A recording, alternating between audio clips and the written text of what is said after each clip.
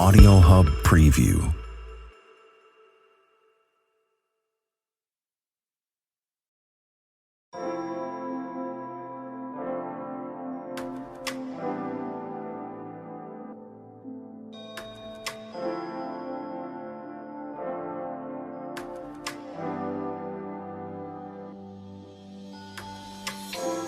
Good morning, good evening, good afternoon. Welcome to the Psychology of the Hustle podcast episode, I don't know, 5011 at this point. Who knows? We just out here winging it. Big facts, big facts. All right, so if y'all tuned into the last one, and y'all can probably hear me flipping these pages in this mic. The last episode was geriatric millennial, and really it just spoke to the strength of being born between 1980 and 1985. Now we're going to tap into some other skill sets, but you got to know who you is. Who is you? What's your sense of self? But before we go in there, any check-ins, Nikki? No, I'm ready to hit this topic. Let's dive in. T.I. had a song, he said, "Who Mama Is." In that first little line, he wanted y'all to know who he was and what it was that he was doing. Now, we are not condoning that life, okay? You can be about your rubber band. Do what you got to do. No. Getting them bands. But we want you to do it in the best way, most legalist way possible, okay? Right. But do you know who you are? Do you really know the things that get you excited? Do you know your personal strengths? And then do you know how to give the rest away? This topic was a little bit different because we just took a different approach to it. Not a whole lot of videos, just coming straight from the heart in regards to what the passions are into living an active life. So, Nikki, how did you come about knowing your passion or your strength? Dude, it took time. I mean, 10 years ago, I thought my passion was one thing. It was event planning. I just knew that I was going to be a successful event planner, meeting planner, all of that stuff. And I did it. And it was cool. I was good at it, but it wasn't something that really provided me with true excitement. Like, it was stressful, which sometimes your passion can get stressful, but it wasn't in a good way that I felt rewarded or relieved afterwards. And it really took, I would say, up until this year that I figured out what it is that I like to do. It was something that I was doing already naturally, which was helping my village and my tribe to identify the things that they love to do, and then what's the proper way of going about it so that they can make money. Right. So, what are ideas, strategies, so really strategic planning and stuff like that. That's the stuff that really kind of got me going. And it wasn't until somebody really pointed it out, like, hey, you actually good at this. Like, you have ideas, you're thinking outside the box. You're not only thinking about, legalities and things that people need to look into, but you're thinking about strategy and marketing standpoint, from an operation standpoint. And I had to really look at, hey, what was really providing me internally with that kind of those butterflies? Like, every time I talked to a client, it was like, what topic did we talk about that day that actually got me going? That was just like, oh yeah, this is exciting. And it had to do with strategy and all that. And it took a while, but it was the work that I had to put in behind it. I had to try different things in order to figure it out. And even though I didn't even identify it, somebody identified it for me, was like, this is your passion. We can see it through you. Your passion starts to ooze, right? You could tell when somebody is passionate about something. It's just seeping out of their pores, right? And they talk about it and they can just go on and on about particular topic, subject, or whatever. That's how, when I would talk about stuff like that, people could identify that was just a passion of mine. But it took a while, for sure. Okay. What about you? Before I jump into that, I want to touch on two topics that you brought up. In order for you to uncover your passions, you have to have experiences, which means you have to have trials. You have to get out there and try it to understand if you like it or not, okay? Hopefully you're an adult, 18 and up, listening to this. Y'all be out here trying all sorts of undefiled things in the bedroom. Y'all don't want to get out here and try something to enrich yourself. Y'all like to see. You got to try new things. Just keep it spicy outside. Keep it fresh. Anyway, I digress. You also have to notice that when people talk about their passions, it's an excitement that comes with it. For most people who do know me personally, I am an extremely bashful person. I'm introverted. I'm an extroverted introvert, so they say, but I get a lot of energy from just being in my solace by myself, recharging. Interacting with people is very difficult. But one thing about me is I'm not for the small talk. I don't do small talk. It just seems cumbersome. My thought is that we only got a certain pre-programmed amount of breaths in this here body. So if you waste it on the bullshit, you just wasting, right? Yes, So I really definitely feel like people who are in their bag when they talk about things that they're passionate about, it comes out of their pores. Like Nikki was saying, it oozes out of them. Nikki kind of threw the question back at me. And for me, I would have to say that I did find about my passions and interest through the act of living life, through trials and tribulations. There were times where I was like, you know what? I'm just going to be that one to work that 9 to 5. That's all I'm going to do. Give me a good 401k. That's all I got in me. That's what this life is about, right? But there was something in me that I noticed I liked to be able to provide a service, whatever that service may be. And I like to receive a response, right? It is something about giving someone a gift, giving someone a little tidbit of knowledge, and then seeing this sparkle in their eyeball. I like helping people get to their awareness. I'm a clinician by trade. I'm a mental health therapist by trade. So people come to me with mental conundrums. Why am I plugged to next week, struggling with this imposter syndrome? Y'all sit down for that one. Matter of fact, sit down with a double roll of toilet paper, okay? Because we coming for y'all. You're right. Okay. And I can help you navigate through that process through using your own experience. And so I like helping people to get to an awareness. It makes me feel good.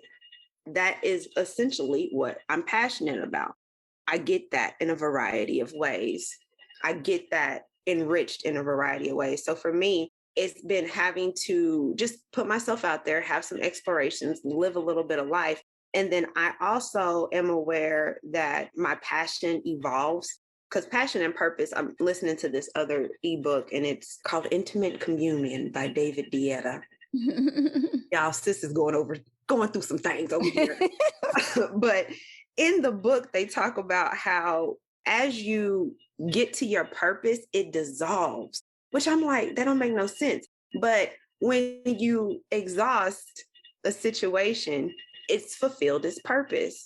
And so it is going to like lessen, but it's going to evolve into the next thing. And so after that, it's like we're always kind of searching for a purpose or a passion. And usually we find it, exhausted, and go on to the next one. So I was able to link a video, and it's a little 5-minute, but it talks about finding your passions and knowing what it is, and then being able to talk about it, being able to put some meat and potatoes behind it.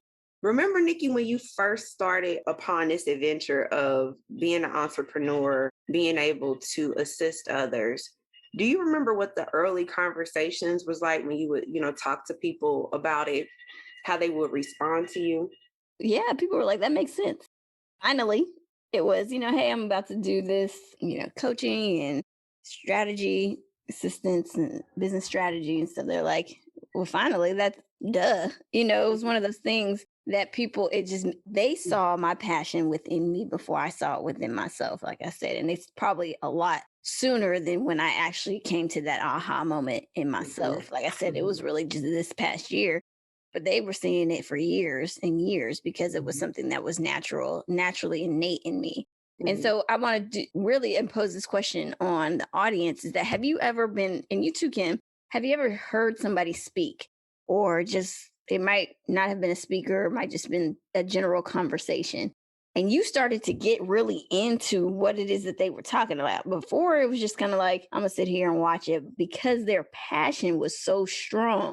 You could see it. You started getting excited about what they were talking about. You know what I mean? Like, I feel like that influence that you can have and by identifying what your passions are and being able, like Kim said, to speak to that can draw people into you. It become like a magnet. There's some people that it's like you can really tell. And then you can tell the people who are just doing it just to do it. Because I think people confuse passions with trying to make money. Yeah. too. So there's a difference, especially when you talk to somebody who's passionate about something, really draws you in to what it is that they're talking about. And even though you could care less about cotton swabs, but if somebody's really passionate about making it, you're going to be like, well, damn, what is so nice about these? Back to your question, though, about the early conversations. It was really, there was some fear in me, though, really going out about it. But it was a realization to say, well, yeah, I guess I have been doing this. This get me excited. I guess y'all right. What I hear Nikki saying is, and we talked about it, you have to know your why. Yeah. And when you know your why, everything else flows from there, right? And so I'm one of those persons where, again, like I said, my purpose evolves, right? I have the things that I'm interested in. And again, passion doesn't always equate money.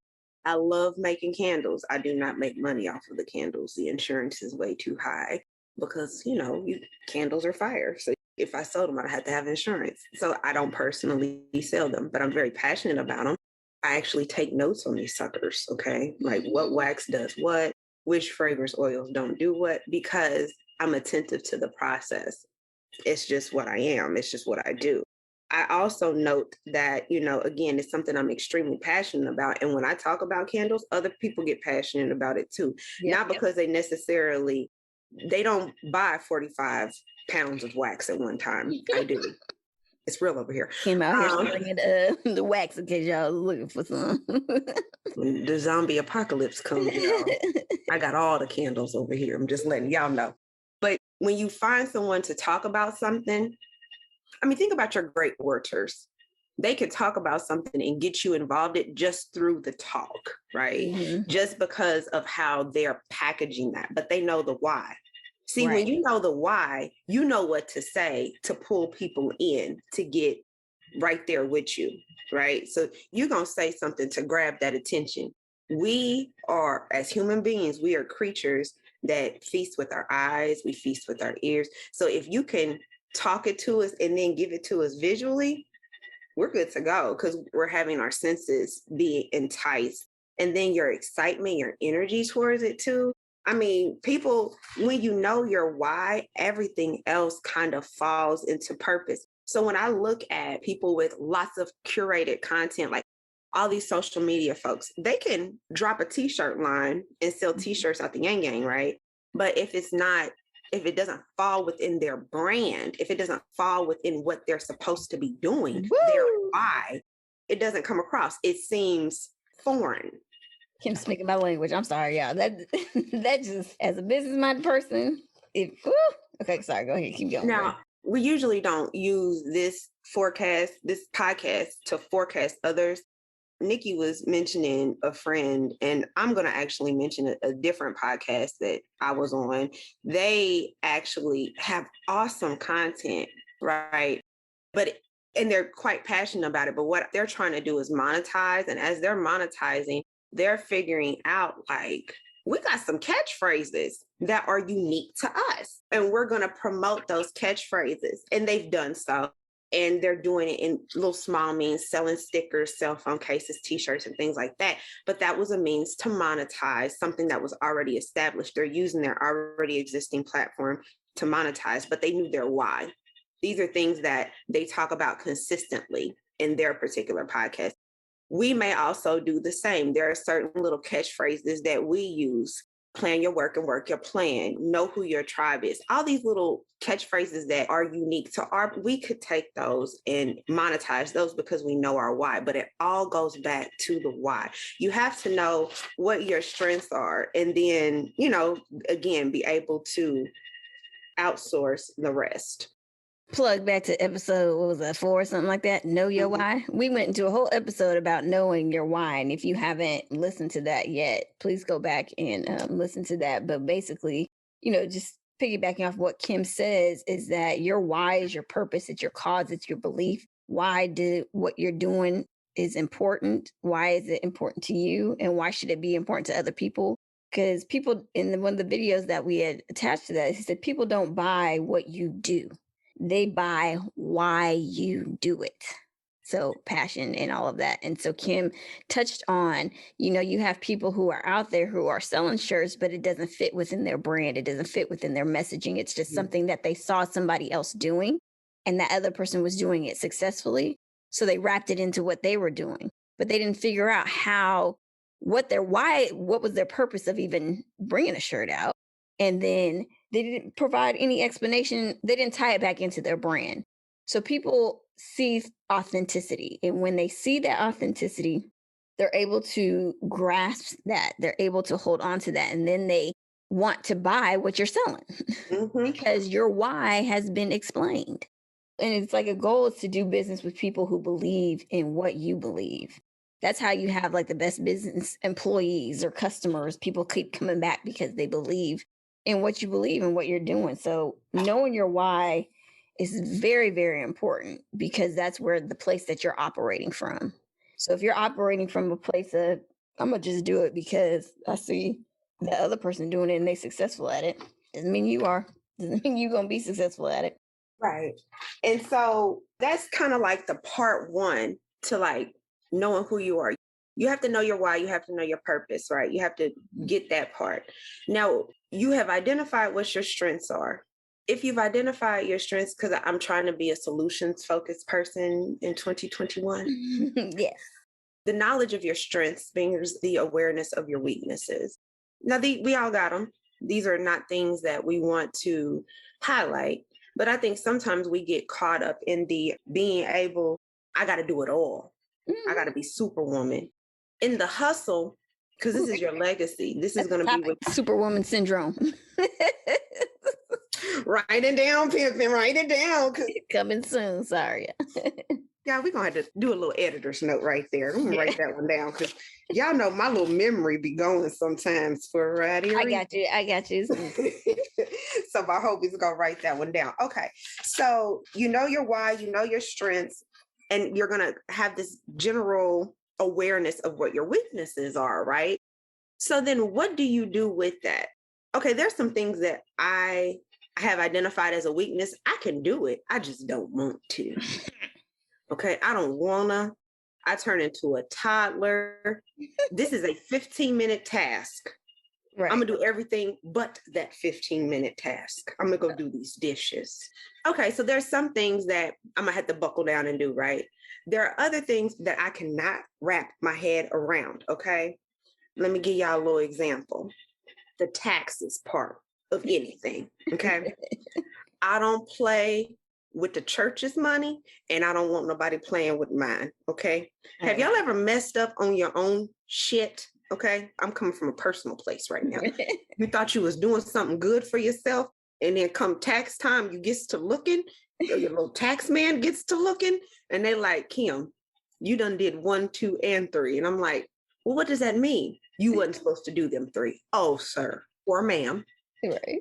But mine happens to be a sir. Oh, sir, how do we fix this? Like, I could tell you how to make money, but I can't tell you how to keep it, baby. That is what my tax man is for. That is what my retirement lady is for. This is what y'all went to school for. These are y'all strengths. I'm going to outsource these wonderful duties that I have no knowledge base in. I mean, I know a little bit of something, right? But I don't know it all. So I need to leave that to the professionals.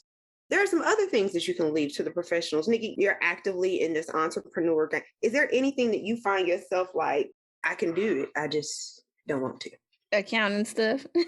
I mean, the money piece of it. Like I think that's the biggest flaw that people do. There are systems and platforms out there to assist you with managing your money. But if you are not the type of person that's going to check back on that weekly to see how your cash flow is going, if you don't have a certain level of understanding, then you need to outsource for that. Because that's one thing, like Kim said, you don't want to play with the people's money. And then when tax season comes around, you don't want to play with Uncle Sam. So there's things that I believe people should have enough awareness to know what's going on. I think that's what happens with athletes is that they're not educated enough on how their finances and cash flow, nor do they ask the questions. So then when they retire, they end up broke because there were things that were going on that they weren't involved in. But you can have an accountant, you can have a tax professional that you work with throughout the year And you have like monthly meetings for them to identify. So you may be using QuickBooks real quick, QuickBooks to kind of generate everything, but then you have a monthly or quarterly accounting meeting so that professional can look at your books and how you're flowing to make sure by the end of the year, you're in a proper place. You've met your financial goals, your cash flow goals. You have enough to pay taxes at the end of the year, all of that. So that's one of the things that I say outsource for. Spend that money and do it. In addition to, sometimes it might be like social media. I like to do it as a pleasure thing. But at the time I had a assistant to post to my business page because I just knew I wasn't going to do it. I needed her to start following people. I needed her to post 3 times a week. I needed her to do all of this stuff. I gave her the content and told her what I wanted to post and said, here, I could do it. That's one of the things that, I could do it. I have the awareness to do it. I just don't want to. Okay. And I'm not going to do it. So we talk about outsourcing. So there's other things that you could do. Thank you for that transparency, homie, because I've opened up a couple of shops on Facebook and the function that I needed, I could not find readily. And I'm talking about what was supposed to take a day turnaround in regards to a project was literally taking me like weeks at this point. And so I went to the good Fiverr. We're not sponsored, but I'm just saying no. And or any other Upwork style platform where you can pay someone to do a particular service. This is key. I mean, I am an author, again, outsourcing Microsoft Word. Right. Editing, having someone edit my books. I can go and outsource that. There's certain things that I have to have outsourced to literally check my work. If I don't want to do a book cover, I can pay someone to do a book cover. Well, Kim, you just starting out. I'm actually building up my team that is associated with this particular area of my life. I have vendors that I work with to make candles. I have vendors that I work with when I bake. You should know who your people are given your situation, and whatever those strengths are not, go ahead and outsource it. A friend of mine, she makes candles and she hates labels. Outsource it, sis. People are so afraid to let go of stuff. And, they're so afraid to, and it's let go of their money, right? And I think that's what it boils down to, that people don't want to pay for certain things. But you got to kind of balance that, what that money's going out compared to what's going in if you get something done right, right? So if you're paying $500 to talk to a, for 30 minutes or an hour with a legal professional, with an attorney regarding contracts, they could potentially, by them reviewing your contract for $500, save you $10,000 down the line because you have the appropriate grammar, you have everything in, because if something happens, because you decided to write your own contract, right? And you didn't include something and somebody comes back and was like, hey, sues you for whatever reason, or, tries to come at you for some kind of financial gain, you're potentially out 10 grand instead of 500. It's like you have to weigh those options, and really when you're going into this into this hustle, those are the type of things, that's the mindset that you have to get yourself into, is really kind of thinking, this might be a financial setback for now, but it's going to provide me with gains in the end. Because even that $500, that's a contract that you can use for multiple people. It's not $500 each time, so those are the kind of things you have to think about when you're outsourcing. Your logo, like Kim said, Fiverr, you can get on there, $10, a logo that you're going to use for the next 5 years. And when you start to rebrand, you can go back on there and get another one, or you can find yourself a graphic designer. So it's nothing wrong with outsourcing the less desirable things in your life. I'm going to say her first name. I won't say her last name. And Nikki can tag her social medias because I can't. I know my mind is somewhere else. But Erin posted so many years ago on her good Instagram story how she has somebody come in, clean her house every 2 weeks. I was like, wait a minute, sis. I think you're onto something. And she used the word outsourcing. And I was like, wait a minute. So she outsourced this task that she does not like, and it freed up so many hours within her day. I lost a cousin, and now I'm playing caregiver to her mother. 2 Saturdays a month, I take her to the grocery store. This is how I live my life, you all. But I realized that there are certain things going on around my house that were just kind of falling on the wayside. Cleaning was one of them. I enjoy a clean house. I can maintain a clean house, but it's something about that good deep clean. You feel me? Yep. Just, my goodness, on today. And so I hired someone to come in and clean my house. It was an investment. Now, what would have taken me a whole day to do, because this is this lady's thing. She loves cleaning. She's excited about it. I've never seen someone so excited to clean something up. Okay. It takes her like 2.5 hours. I can run her errands. She can come in and clean my home. And the joy that I feel coming into a clean house, y'all can say I'm bougie all you want. I care not. Girl. Because I've actually gained a day. Right. And so to me, it seemed like a fair investment. Don't feel like you have to justify. If you know your strengths and this is not it, it's not going to be done effectively. It's going to be done begrudgingly. Your energy towards it is going to be so super negative. Why not outsource it? I get so nervous behind numbers, the accounting part of my life, okay? Outsource it, because those professionals, and I'm a good judge of character. I may not know nothing about no numbers, but I'm a good judge of character. So I can see how you managing such and such's money and how you brought increase into their life. I want you to manage my little dollar bills too, so you could bring some increase in my life. Amen.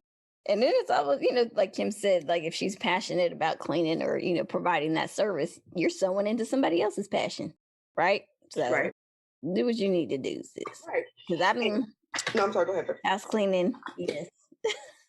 Trying to figure it out at the air and say how can she get it every week? I was like, I know that's right. Because now, everybody working from home, so your house is not maintaining like it used to. So now it's like, oh, shoot, can I get somebody in there? What do I got to sacrifice? Okay, do we have to get the knockoff brand of something? Do you coupon? I mean, I am knowing your strengths. My mother loves to shop. I'd be like, Ma, you need to work for the Instacart. Or you could just be one of them people in the Whole Foods to be walking around filling them Amazon Prime orders or whatever. Because at the end of the day, like, you like to shop. It's just something about being in the store and seeing a product. I think it just makes my mother so happy. Like, that's her strength, right? Cleaning house, not her strength. Okay. So when she goes to the grocery store, if a cleaning lady comes in, cool beans, know what's good for you and then operate from that place. That's the part that I think we're really trying to get you to understand. Because like Nikki said, I have a whole team of folk. And I know it sounds super odd, but like, even when I go out and do guest speaking appearances, I get so super nervous about how I dress, what I look like in clothes and things like that. So I have someone that assists me with picking out my clothes. Say what you want to say. People are ruthless. Let that wig be wrong. Girl, let the wig be wrong. Let me not have on tights at the wrong. Y'all, I didn't know some of y'all church folk. Y'all like, you can't be coming in here bare. Like, I didn't know that. I came into this world bare. I thought I could come into this church with some bare legs. Now y'all ain't seeing all my thigh meat because I'm being respectable. Right. But y'all don't want to see my shins? Okay. I digress. So sometimes I have to go and be like, such and such, I got this event coming up. I'm going to be speaking at blah, blah, blah, blah, blah situation. Does this outfit look okay? Have you ever worn the wrong colors to a cancer event? I had that actually happen once. I had on a color for a different color cancer, and they took offense to it. I wasn't worried about y'all color, but y'all cancer. I didn't mean nothing by it. I'm just trying to fit. I was just trying to make my eyes pop. So sometimes you have to know, you have to secure your team. Know your people.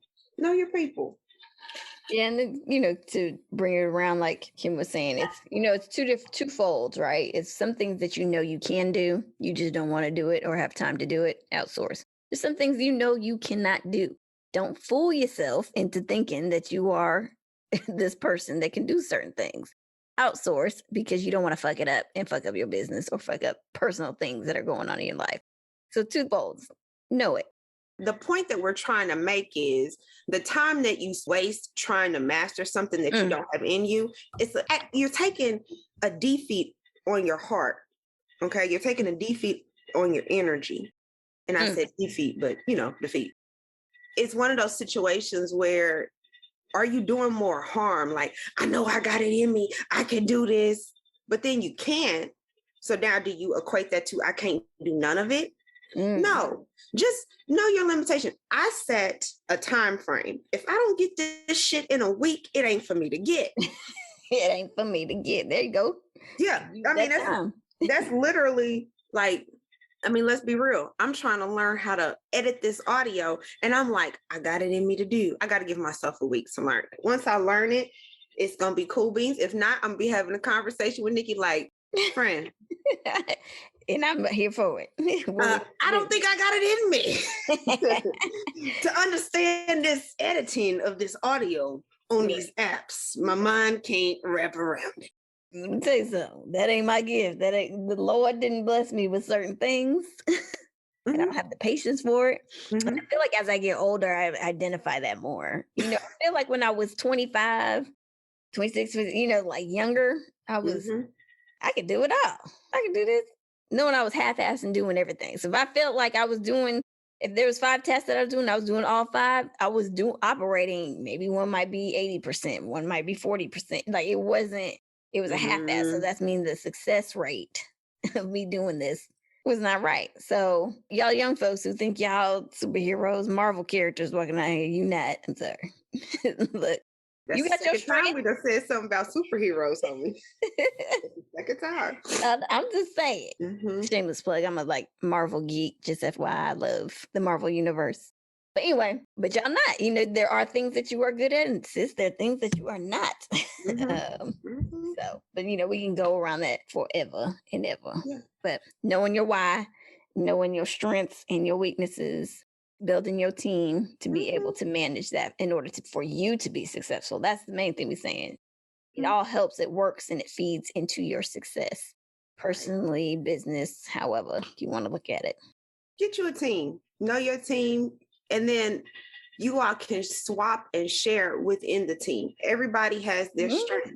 You know, if you have a group of folks that you're talking your passion to, and they're like, oh my gosh, I want to support you, utilize them to pass the word, utilize them to check, use their strengths.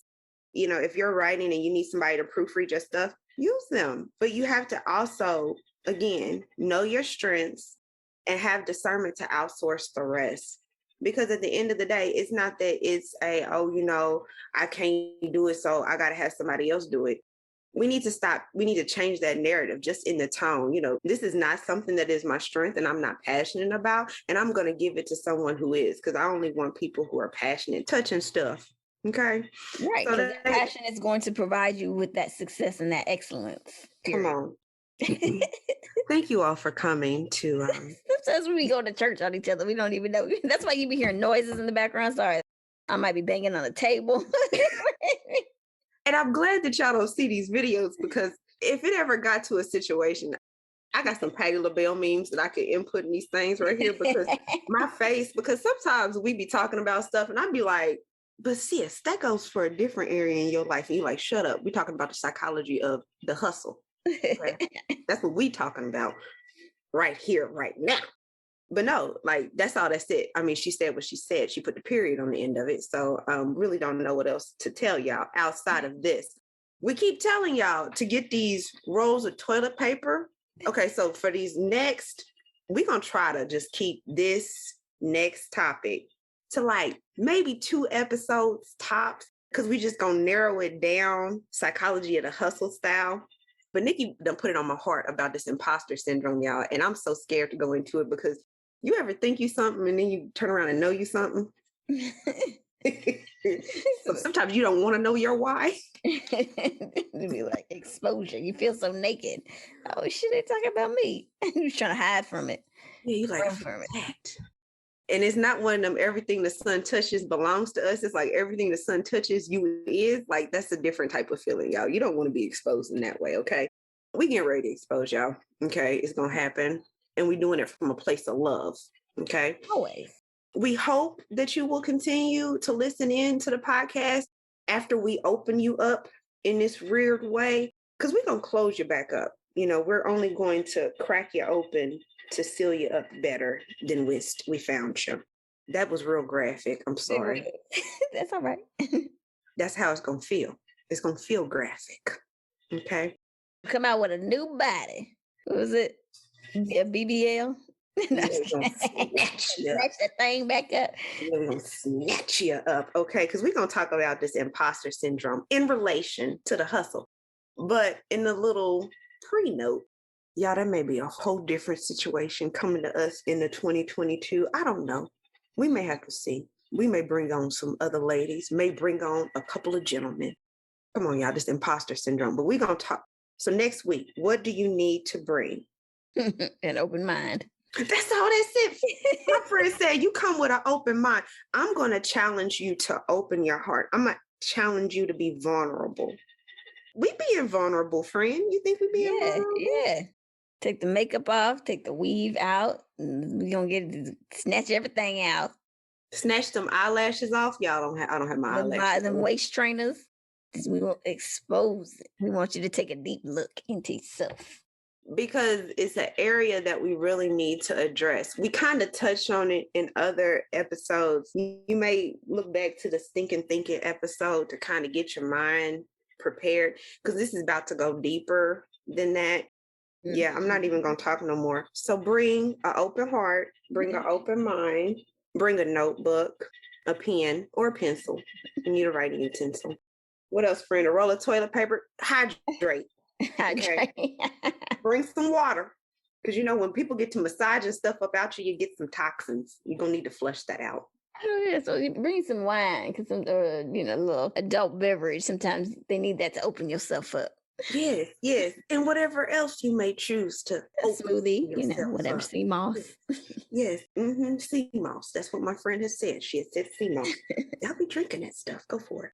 We do. We want y'all to come back and listen into that, because that's really going to be like the beginning of the end. It could start there. It can finish there.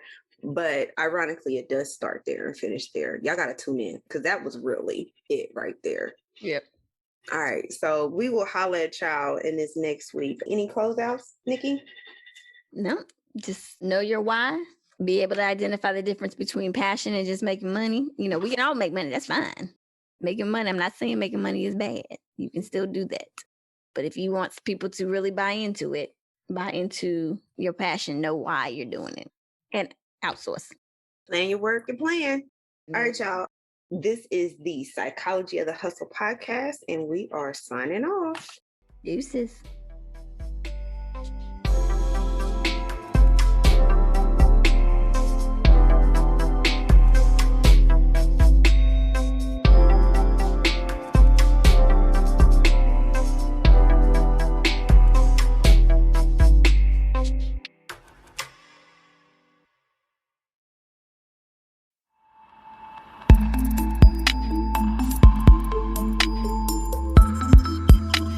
Audio Hub Preview.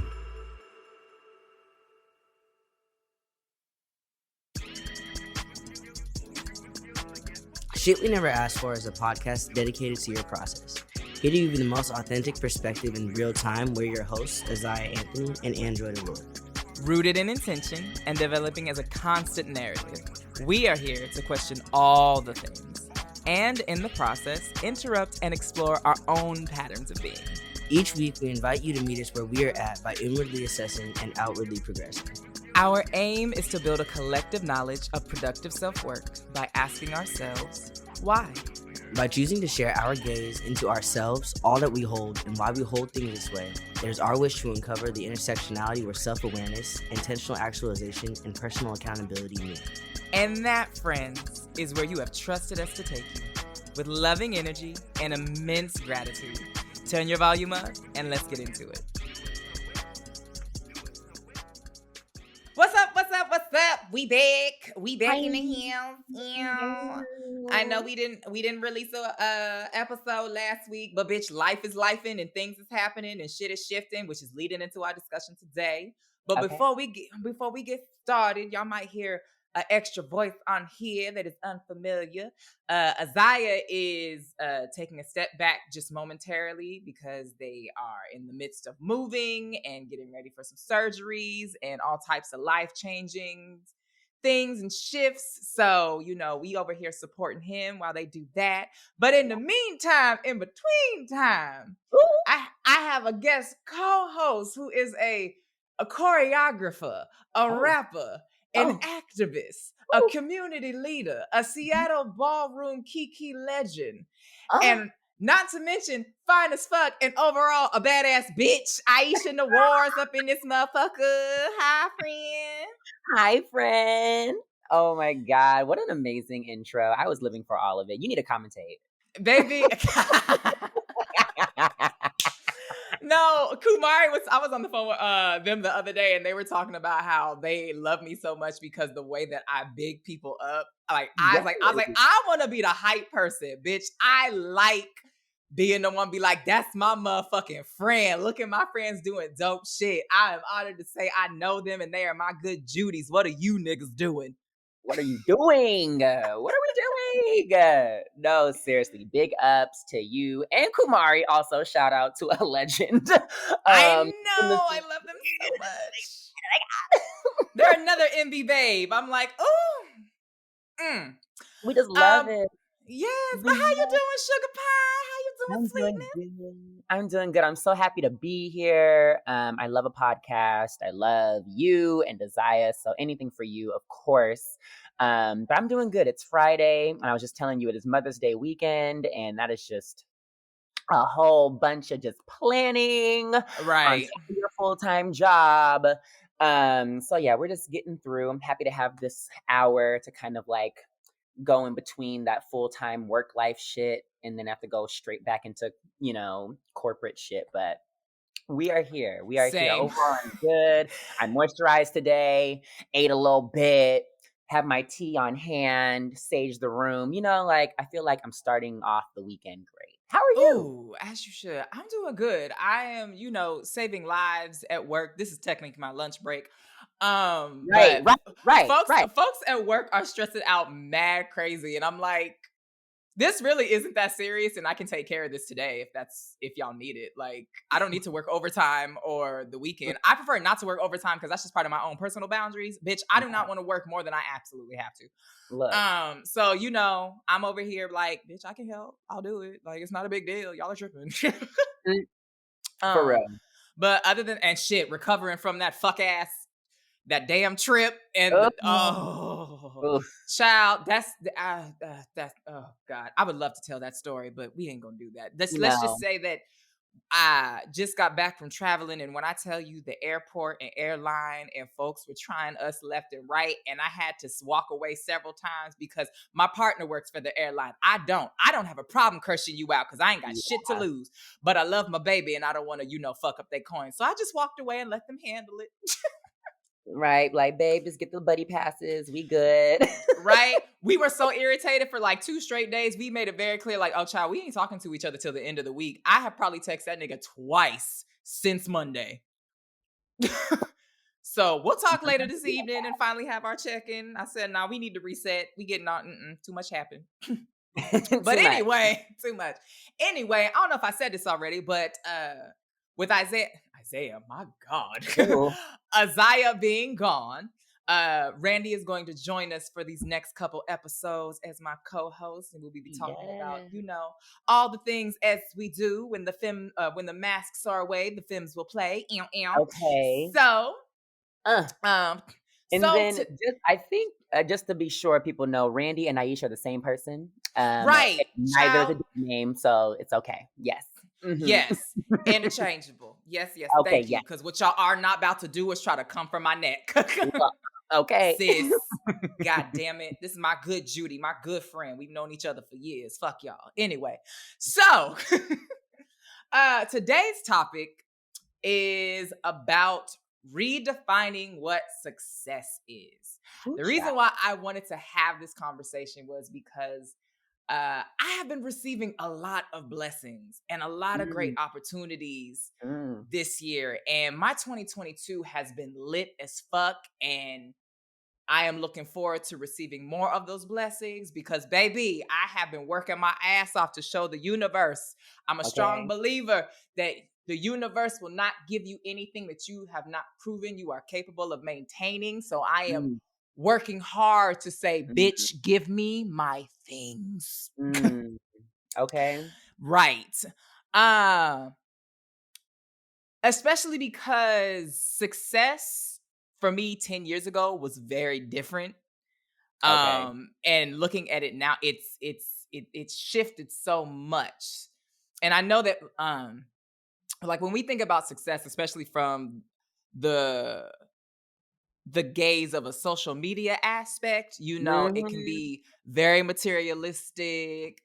It's wealth, money, fame, having a large following, the best cars, the biggest houses, sponsorships, all these things. And I think it's a really easy for folks to fall into that trap of looking at other people's stuff, their success, what they're working on, and feel like they are inadequate because what those people are accomplishing, either they're not able to do, or they don't have access, or they're doing the same thing as those people, but for some reason it's just not popping the way that they want it to. And you know, that starts to fuck with your mental, and you start to Mhm. really doubt yourself and downplay your work and your worth. And that's dangerous as shit to me. Okay. Right. And I want to know, I want to start off with the question, like, what are some other things that you think that people kind of universally see as quote unquote success?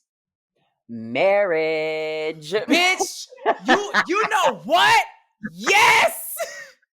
Woo, everybody trying to put a ring on it, honey. Everybody's trying to be married and partnered, I you don't know know? how I forgot about that. Bitch, that was in my Mhm. notes and everything. Everyone's thinking just being single is misery and you lonely and you don't know where you're going in life and you have no aim.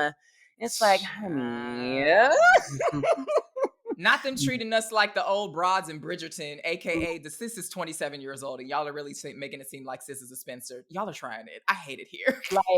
Like she's been married 3 times already, or she needs to be married 3 times by the time she's 30. Like, where's your first Right. marriage at? Exactly. Like, y'all are really trying it right now with the girls. Don't do that. Mhm. That's rude. Yeah, and even having kids, sometimes it Yeah, a can be family. as, like, having a family, having the, traditional cis heteronormative family and cis heteronormative marriages. Definitely. Oh, yeah, Mm-hmm. because especially when, cuffing season comes and ain't nobody got nobody to cuddle with in the winter time. You really start thinking, "Ooh, what did I do over Oh, the summer? you How come I wasn't booed do. up or had no prospect?" Girl, fuck that. Buy yourself a good weighted blanket. You'll be fine.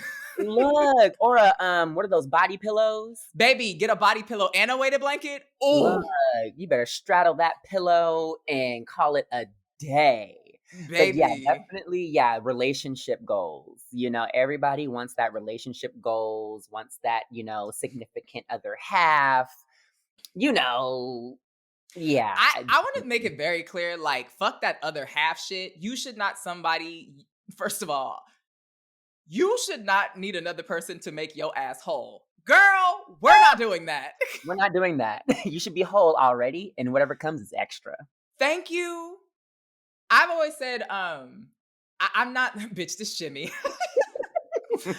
For me, it's like when it comes to relationships, I'm never looking for somebody who can complete me. Bitch, nobody can complete me but me. How do I word this? The way that I look for it is, how do you complement everything I already Mm. have going on? Or add to what I Yes. don't do for myself. You know what I mean? Yes. Like, what does that look like? Because I'm a very much self-sufficient motherfucker. So a Okay. lot of times when I date people, especially folks that are mask presenting and tend to follow the binary, it fucks with them when I tell them I don't need you for shit. I don't need you to be a provider for me and all the things, because I can provide for myself. Now, if Hello? it's a matter of us living together and having a family, then it's like, that's conversation. But even in that, I was like, no, we provide together. I don't have Okay. this expectation that my partner does all the things. Not for me. That's not my dynamic. I understand that that is some people's dynamics, and I don't think there's anything wrong with it. But for me, that's not what my relationship foundation and all those things look like. Mm. So like, I don't need you to take care of me. Like, I don't. If you want to, that's cute. Want Like, to? I might right? want to. take care of me, but I don't need you to take care of me. Right. I'm like, I'll let you do it, but also I want to be very clear, like, bitch, if you stop all of a sudden, I'm not gonna be like, oh, okay. Oh shit, Like, I'm shit out of luck. No, I'm fine. I was fine before we got together. I was gonna be fine when we not together. So like, okay. I'm all right. Okay. For real. Seriously. It's interesting that you bring up marriage too, because when I think about some of the old ways that I measure success, it was very much that aspect of being married and having a family and kids and all of that. Because when I think about it, growing up, I never really had non-binary was not a thing growing up for me. So I didn't have representation of what that could look like, because it's not just one thing. The closest thing that I had to something that I could connect with were the women in my family. So, and I'm very close to my mom. So looking at my mom worked and all the things, but she also was very much a housewife and all that, taking care of the house things. Especially because my dad, with his job, he was out of town a lot. And, but when he was around, he would always pick up the slack and help out and stuff like that. So having, looking up to that, for me, because I was effeminate, I thought that I had to do that same thing. And that the person that I had to date had to be masculine, and we had to have that balance. And there was somebody that I was dating. It's actually the longest relationship I've had. I want to have them on the show one day, because bitch, a lot of people don't know that we dated. You know who I'm talking about, but we won't say no names. But we dated, right? We dated for 7 years, and they had the same idea. We both thought, because okay, they're the masculine one, they're gonna take care of things, they're gonna provide, but I still work too. Okay. And that I'm the feminine. Okay. Yeah, I was still the femme, and I was okay. I'm gonna help clean up the house. I'll cook. I'll do all those things. But as our relationship progressed, both of us were like, "Bitch, this shit is for the birds. I don't like this. I don't like this." I'm like, I'm not cleaning shit no more like that. Like, nah, I don't. This whole idea of binary, and not to say that the nigga didn't help me clean or nothing like that, but I'm just talking about the idea of having that heteronormative, a heteronormative homosexual relationship. Gender roles. Right. Having those gender roles. Thank you. That was the moment I was like, oh, bitch, this shit is for the birds. I want no part whatsoever. And then when it comes to things like money, that was something that I stressed about, because I said, oh, I got to have a house before I'm 30 and all this stuff. And I remember when I was younger, I said I wanted to be the gay Beyonce. Bitch, I look back at that and just say, girl, shut the fuck up. Shut your stupid ass up. What the fuck are we talking about right now? And I remember a time where it felt, I would fall into that trap of looking at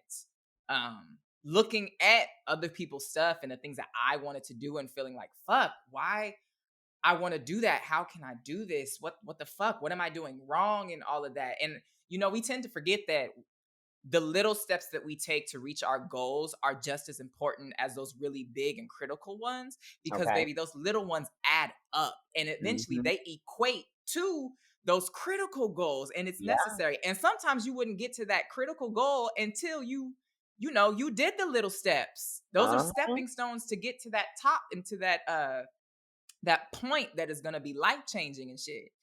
I know that for me, that was definitely success, what I thought success had to be. And if I didn't fit that, then that means that I was a failure.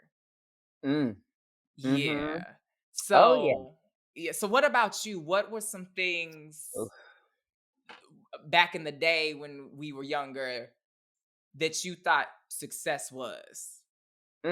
So definitely, like we said earlier, marriage, and I wasn't always openly queer, or allowed to be, at least, growing up. So definitely having to, and I'm the oldest as well too. And so there was a lot, I think, of internalized pressure for me to go to college, get a degree. I forgot all about the college aspect. And I definitely dropped out of college. And definitely was like, ooh. And that was probably one of the first moments where because I also wasn't trans in college either. So there are a lot of reasons why I Oh. dropped out of college that definitely make sense to me now when I think about it in retrospect, because I was not openly trans or non-binary. I was in a fraternity in college also, fun fact. Bitch, which fraternity? But you ain't about to glaze you- over that, sis. I'll tell you- What? I'll tell you after the show. I don't want to give them no airtime, but Okay. I was in a white boy fraternity at that. I so- gotta go. I'm you know what I tired. mean? Like, I can't give you that, and that's it. I luckily wasn't the only queer in the fraternity, so I had that little bit of, but I was still. But were you the only black? Oh, Girl, we're in Washington. you right. And I went to UW. I went to the University of Washington, like a big ass, predominantly white school. Mhm. And so I was definitely Yeah. trying to navigate, and I was going into it like, oh, I need to make guy friends. I need to, be that, that masculine gay, that I'm clearly not. I wasn't even gay. I was transgender. You know what I mean? So like, there's so many things that just did not click. And now I know that if I were to go back to school, I know exactly what I'm going for. I know exactly what it needs to happen. But oh yeah, I had to drop out and be like, damn, and seeing everybody graduate the year I was supposed to graduate, that definitely put a damper in my summer.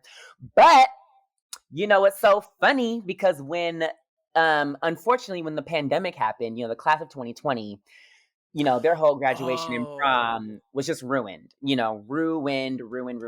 But one of the things that I did, luckily, even after I dropped out, was I stayed connected with UW and was still active, performing, at, some of the Black Student Union functions, still helping out the fraternity bros and their, philanthropies and everything, working with the Q Center and all that stuff. And they actually asked me to be a keynote speaker at the Lavender graduation for 2020. So it's really just weird how full circle it's like, oh, this college dropout ended up being the class speaker for 2020 for the queers. I was just like, bitch, who needs a degree?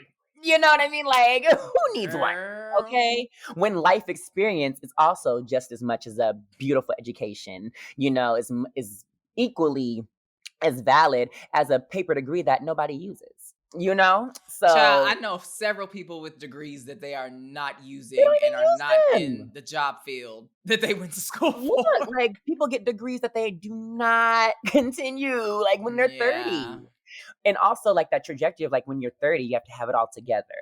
You have to have your house, your family, you have to be settled. You have to be somewhat making up, a 6-figure income and what, you know what I mean? Like that whole idea of like your 20s is for college, your 30s is for your family and your life and being that big old boss, retire by your 60, like that whole trajectory is pushed on us. It is. Child, even when I think about that too, because I remember when there was a time, we'll do an episode about this before, especially I think when we talk about depression. But when I really realized that I had depression during my when I had my breakdown, part of that breakdown was because I was feeling that pressure.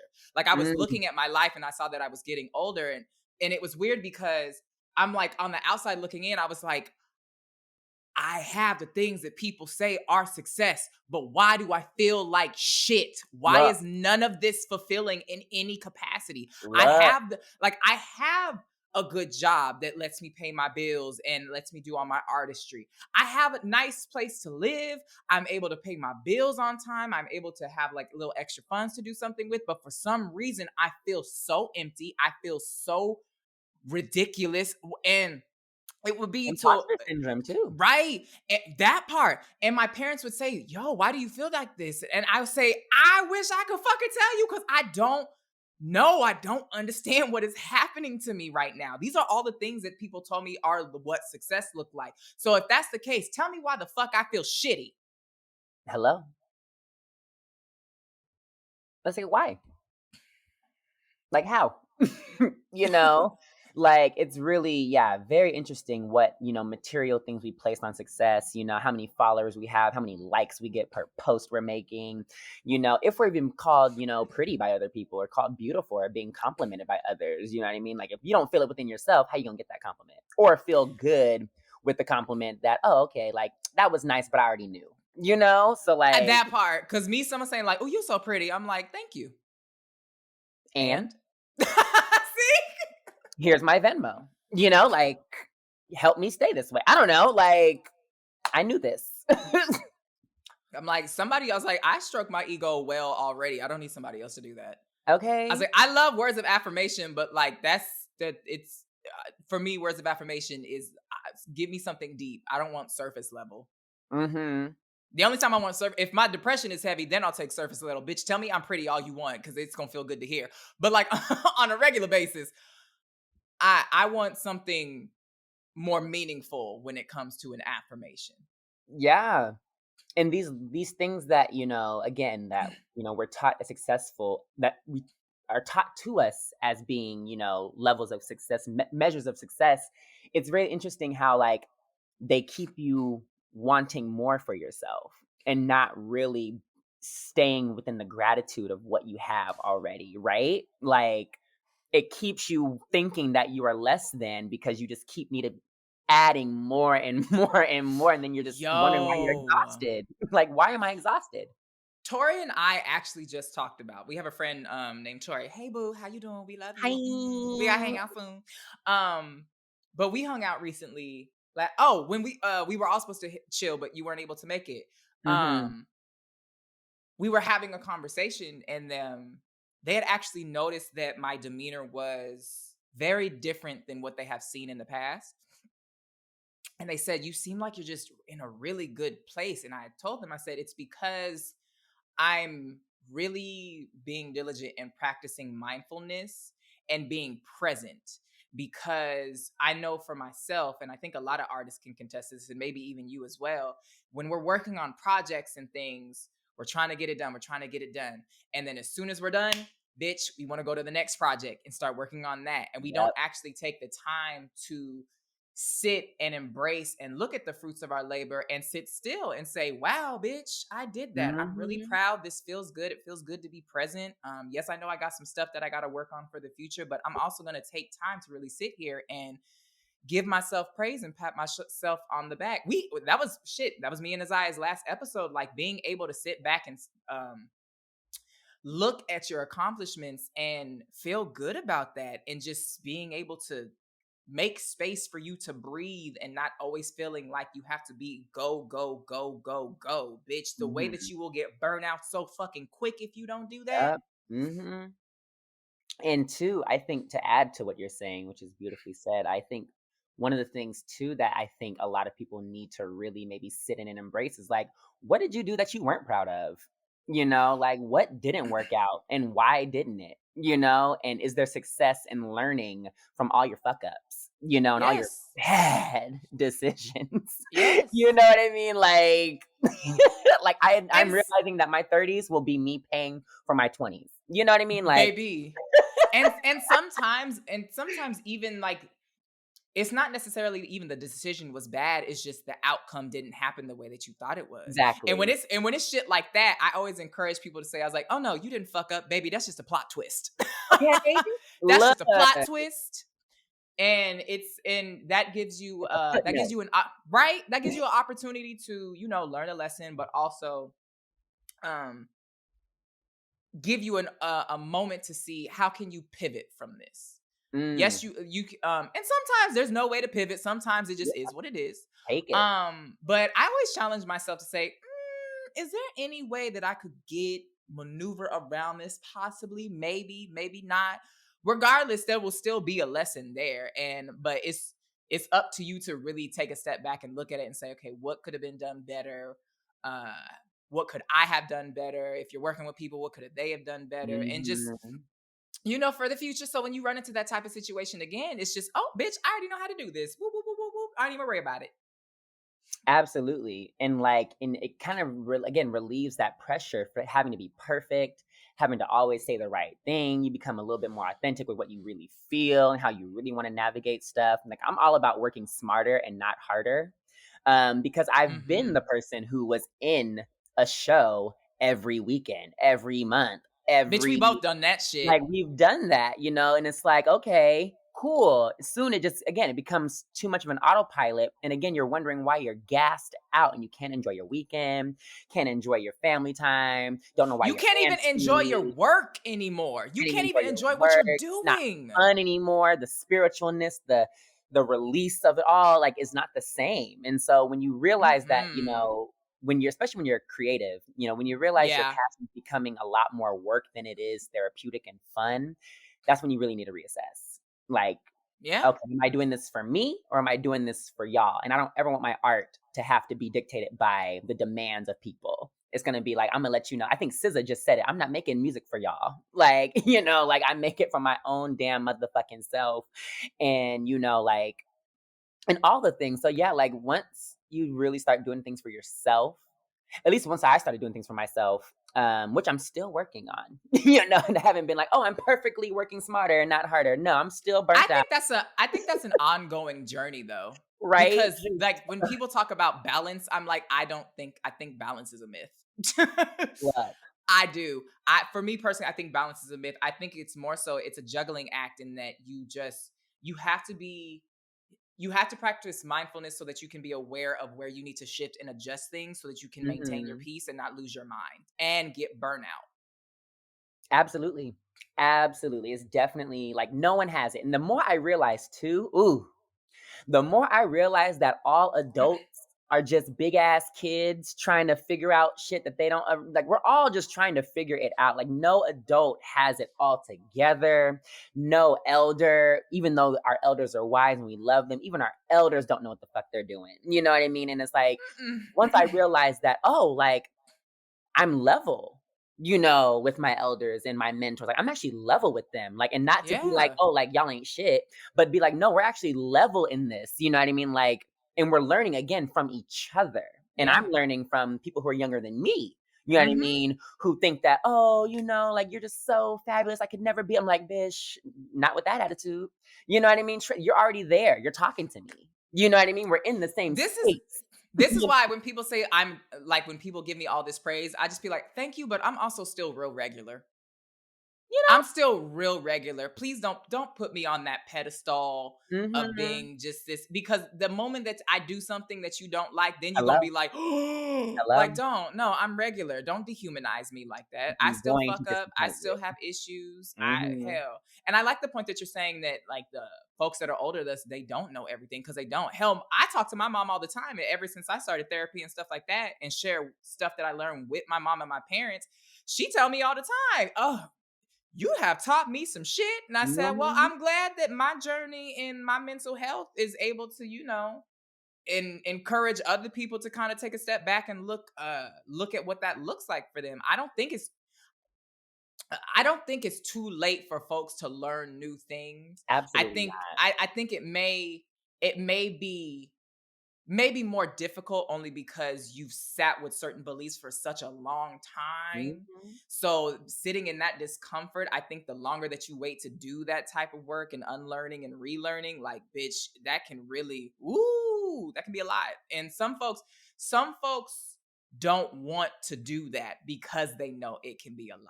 And that's not just older folks. That's people in general. Yeah. Even with like right now, like this is my first time ever having a full-time job, like ever, right? And one of the things that I had to get over real motherfucking quick in this new job, in this new position, doing development at that, like fundraising and talking to people and all this other shit and, building the plane as it flies, like the thing that I'm learning, especially like when I talk in front of my executive director, I have to be open to everything that she does not like, or every critique that she is like, okay, so you worked, however many hours on this. What about this? And you're like, oop. And I can't take it as a personal attack. Like she's saying, oh, you suck. But she's like literally just giving me like, okay, you're doing great here, but here's some other areas that need picking up. And like you said, that juggling act, like everything is a juggling act. And once you realize that, and it's not that you have to be just pristine perfect, but you have to be able to juggle a lot, even with whatever, because even as an artist, you got to be able to juggle your creativity, your business, your fundraising, your promotion, if you're paying people, the financials, like it's all juggling and nothing is just one thing. And so really like your ego has to like really like be in check.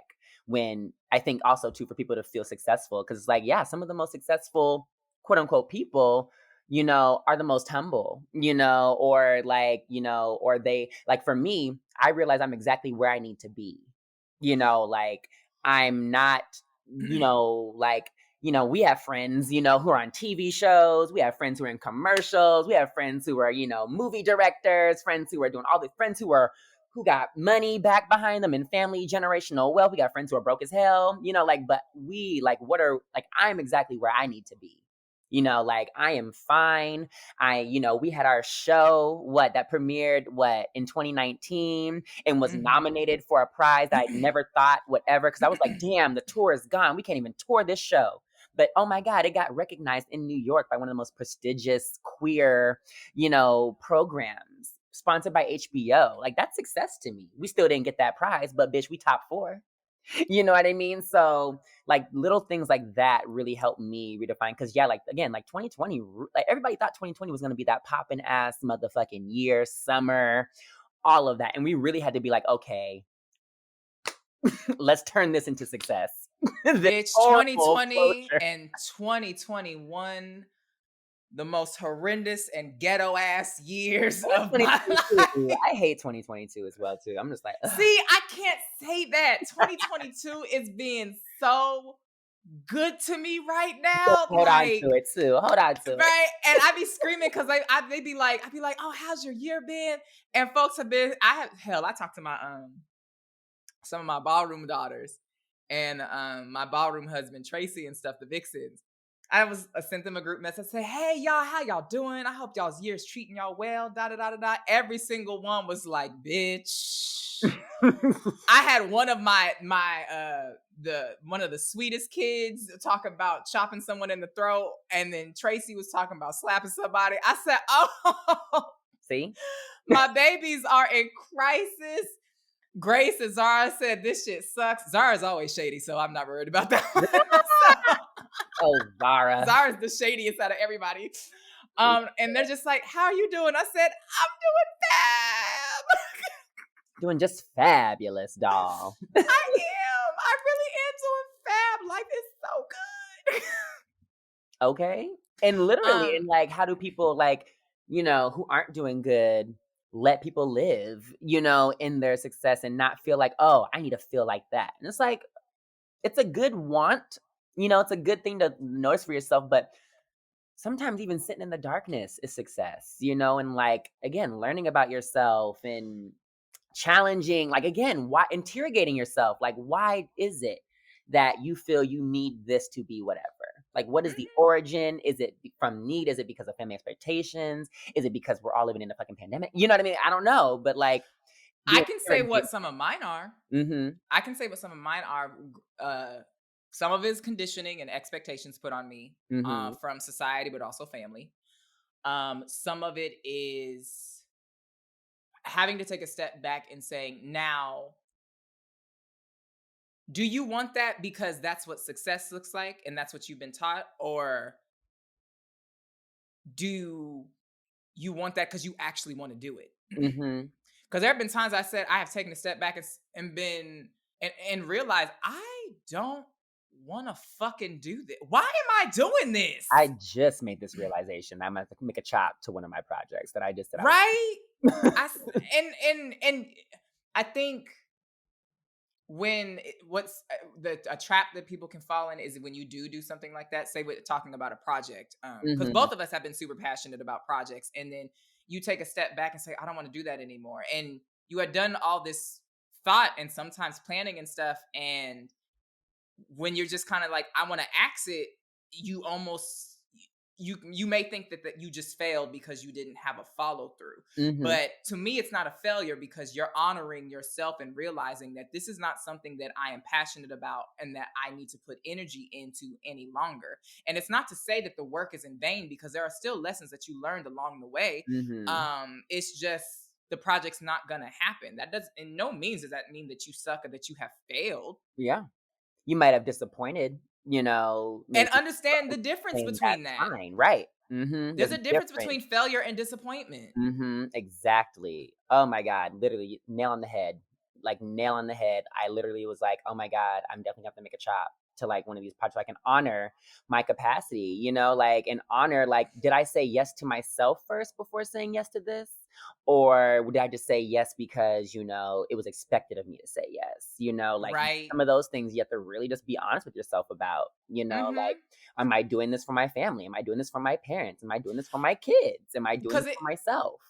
and there's also that idea of if I don't do this, I'm going to disappoint people. The fear of disappointing others. Baby, disappointing others is unavoidable sometimes. Okay. It is. But and understand, yes, some folks might be disappointed, but also disappointment is what's the word I'm looking for? That shit is temporary.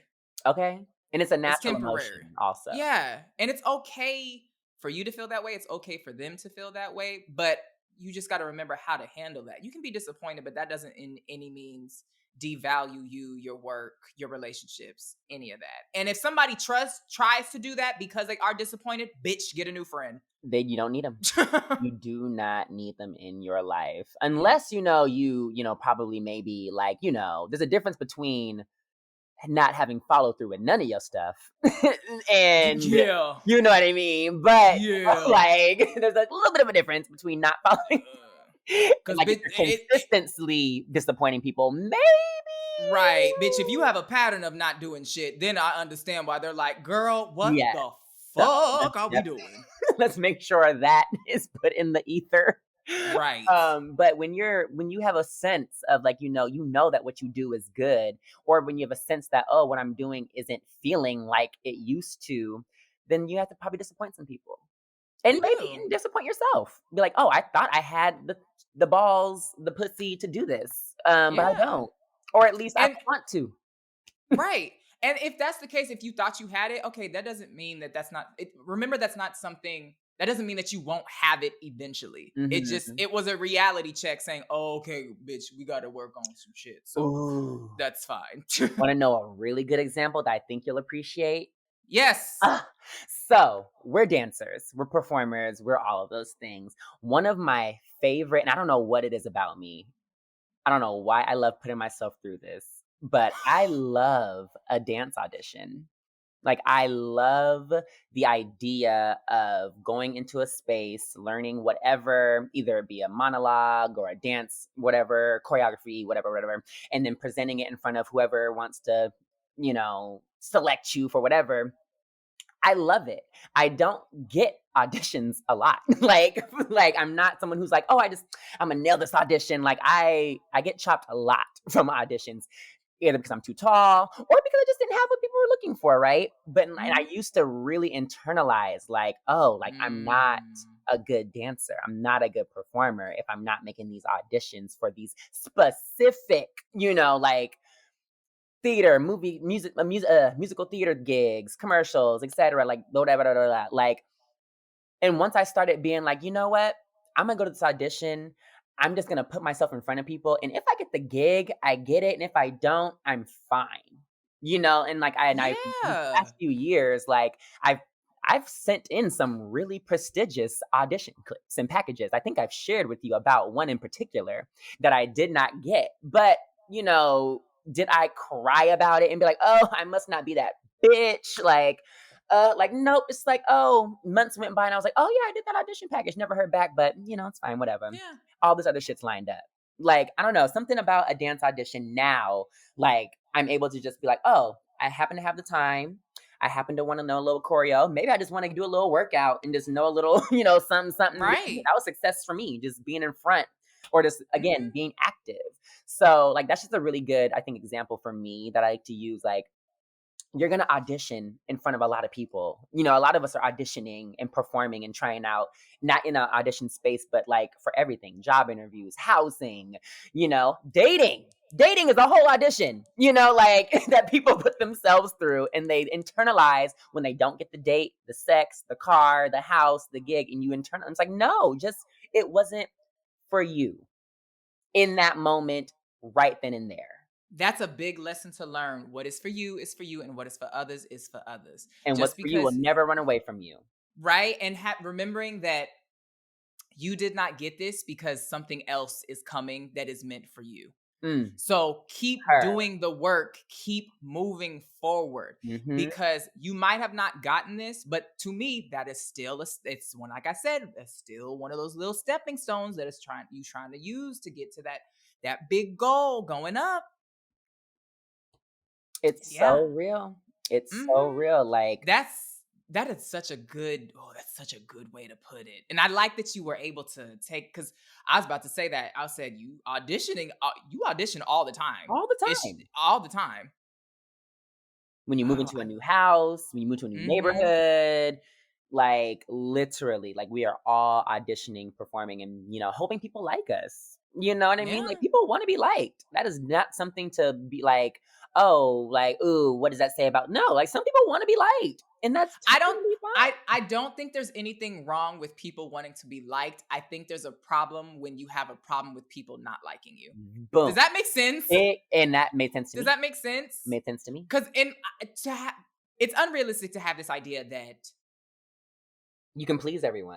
Right, that everybody's going to like you. Baby, not everybody has the same values. Not everybody follows the same walks of life, rules, all that stuff. There are going to be motherfuckers that do not like you. And that's fine, because to me, I'm like, bitch, let it be clear that you don't like me so I can steer clear of being anywhere in your fucking presence. Okay.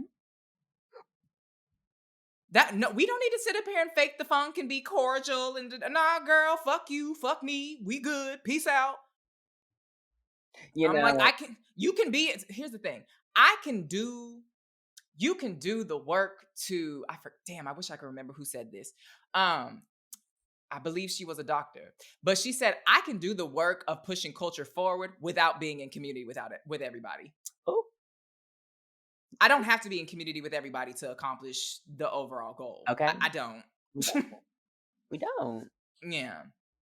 So this is a good segue. We talked about what success used to look like for us. Let's kind of bounce back and forth and talk about what success is for us currently and now. I know one for me. Yeah. Success is keeping my peace of mind. Okay. And staying sane. How do you do that? Well, number one, medication. Okay. Honoring your needs. Yes. Shout out to Zoloft and getting this chemical imbalance with my depression together. Yes. Resting is success to me. Sleep, babies. Being still is success to me. Eating 3 times a day and drinking my water is success to me. Okay. God, that's just some at the top of my head. That's so good. Trying to make sure that I'm happy. Checking in with self. That's success. Shit. Doing the things that make me happy and putting the energy into that rather than what I used to feel I was expected to do. Honoring my boundaries. That is success. Those are just some at the top of my head. And being showing up effectively for my friends, communicating effectively. That is, to me, that is success. Absolutely. Yes, I have those. I don't fame. I still go back and forth with if I want fame or not. Right. Don't we all? Because for me, I say if I'm famous, let me be fabulous famous, where, I'm famous, but don't nobody really care about what I got going on. I just show up when I have to. Okay. But fabulous might not be the best because they've been in some shit. I'll put it this way.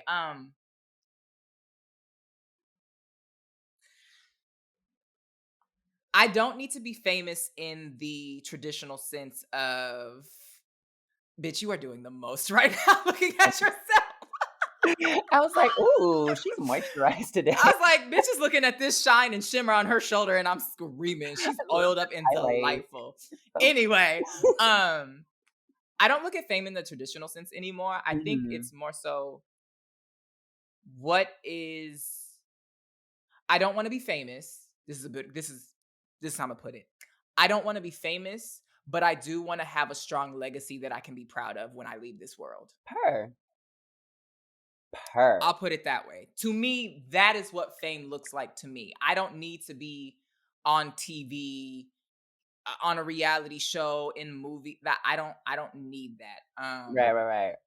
And then when I do think of things, a goal for me is I would like to someday be in the Burlesque Hall of Fame. Not because I want to be famous, but because I really just want to. I want my type of representation to be there, and for others that look like me to be able to see it, that also do burlesque, to show folks that you are capable of reaching that. If you are femme, black, queer, non-binary, like, bitch, don't stop. That to me is success. I love it. What about you, sis?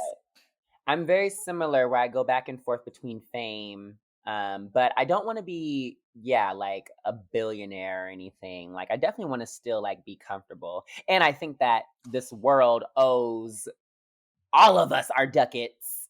Okay. You said oh my God, I forgot all about that. You said such a good word. When it comes to money, I don't need to be rich, but I do want to be comfortable. I want to be comfortable. Okay. If I can be rich, that's fine. That's also lovely. But the priority for me is being comfortable, making sure my bills are paid, making sure that I have food on the table, making sure that I have a place to live, savings. Yes. Like, that is success. Therapy, vacation time, off hours. Like, I don't want to be working all the time. I want to literally like talk to you about how I ate some cheese whiz the other day that I know I shouldn't have fucking ate. You know what I mean? Like, I want to talk about that stuff and not always, what's the next project you got going on? Like, I want to tell you, I'm actually up all night cramping from this nasty ass motherfucking cheese whiz that my mom talking about. You gotta try the cheese whiz. I know what it tastes like. Trash. Like, like, that is success to me. Like, when I can literally realize that I had a whole hour, 2 hours of laughter and we didn't talk about nothing business related. Like, we just literally, my grandma said it the perfect motherfucking way. She said, am I really doing nothing if I'm just sitting here and watching the day and enjoying the weather and listening to whoever passes by or whatever? Am I really doing nothing? Mm-hmm. Like, to me, it's only deemed as you're doing nothing if you're not doing whatever it is you're doing with intention. And so you should do everything with intention. You should. I intend to rest. I intend to smoke, get high, and game, and do self-care. I intend to bust several nuts and make myself feel good. Like, masturbation is success to me, baby. As well. Like, baby. A lot of things that we want other people to do and touch on us, we can just touch ourselves. And it's just, it feels sometimes even, it honestly mostly feels way better when I masturbate. So I'd be like, damn. Girl, but also as a bitch that loves whose love language is what's it called? Physical touch, bitch. Masturbation is cute, but every now and then I'm like, just put your hands I definitely want a good shoulder.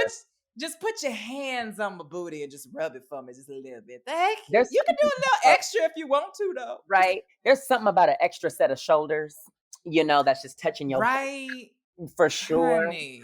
But like, again, when it's what you want versus like, and also your wants and your needs could be interchangeable. You know what I mean? Like, but when you feel like you can't, like, I don't know, when you start like doubting yourself or taking away things for things that you don't have that you want, it's kind of like ooh, wait though, you still that bitch. You just not that bitch with that thing right now. You know what I mean? Like, you have to understand the difference between need and want. For me, when I think about it, need is something that is essential for my life, and not having it is gonna fuck shit up. Fuck everything up. Want to me is a luxury. It's not something that it's not an immediate need. Like, It's a do cute I, addition. right? Yes, I may want to buy some, like, I'll give an example. Like, I want a PS5. I have one now. But at the time, I was like, I really want one. But do I need one right now? No, not really. Okay. I got some other stuff that does need to be focused on, so we'll focus on that. To me, the wants should come in after your needs are met. Boom. Like, prioritize your needs over your wants. Hello. Mm-hmm. Hello. I'm kidding. I mean, not. Oh, bitch. Hello. It's me. I was wondering. Yeah, like, definitely success for me is that. Success for me too, I must say, I think, now that I think about it, because I'm 29 now. And there was definitely a part of time where I was like, being like, oh, I need a partner. I want a partner. Da, da, da, da, da, da, da. And I think, just thinking back on it, I've spent most of my 20s to myself and only had like maybe a few of those years where I was in a relationship, not with the same person, with a couple people. And to me, that's success. Like, to be able to be like, yeah, like, I spent most of my 20s finding out all the various things of like what I want in partnerships and intimacy and whatever, and spent a lot of time, just being that single bitch doing it. That's necessary though. Very. When I hear people talk about failed relationships, I don't necessarily believe that is a thing. It's not a failed relationship. You just learned what you don't want. So to me, that is successful. Look, hopefully. Bitch, because some of y'all girls are still, that's a whole separate episode. The nuance. Anyway. Mm-hmm. It's a whole separate episode. Oh, good God. Yeah, I mean, bitch, I feel like we got an episode, honestly. I was like, ooh, success. Ooh. Yeah, I want to, let me see. Let me look at my outline just to make sure. Yeah, I think we nailed a lot of stuff on the head. I want to encourage our listeners to, take a step back. And we do this every time after an episode. Take a step back and think about what we said and see how this applies to you. If it doesn't, how it possibly could. If, it's all for us. It's just all food for thought, our own personal experiences and how, we maneuver and, figure things out. We don't have it all figured out either. We still, me. I like to say this. Yes, I'm an educator, but I'm also still a student, always and forever. The best educators are. There will never be a time where you will be a master of everything. The world shifts too often and too much for that to be a realistic ideology. That is so good. And everything is temporary also. Like, I think that's a good thing to just realize, like, everything, your successes, your failures, the bright times, the dark times, everything is temporary. Nothing is forever. And so just really trust the process. Oh, we didn't even talk about like I'm a very much process oriented person, and success for me is like, okay, cool. Like, I didn't focus on just the end result. I really was, like you said, intentional about the road, making sure if I'm working with a group of people, did everyone feel seen, heard, and respected by me? Did I, come off as not able to be a learner in like a space, that I've maybe curated, like really, like everything's temporary. Trust the process, especially for the queer trans babies out there who, see the girls and the guys out there and they're like, ooh, I want to look like, trust your process, baby. Because if you're trying to look like somebody else, that's really an issue. Yes. And you also have to understand that I always tell people it's cool for you to look up to folks and stuff like that, but don't idolize them because you don't know what they had to do to get to where they are. And you don't know if you'd be able to handle the same shit that they had to go through. Everything comes with a price.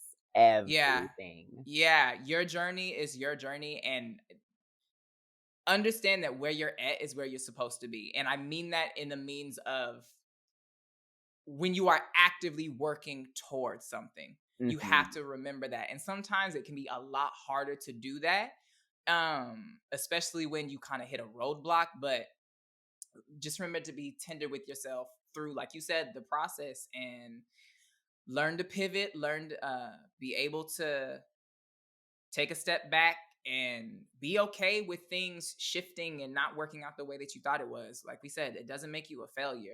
To me, you've only failed if you've completely given up. And you believe it. Yeah, that's when you have failed. Mm-hmm.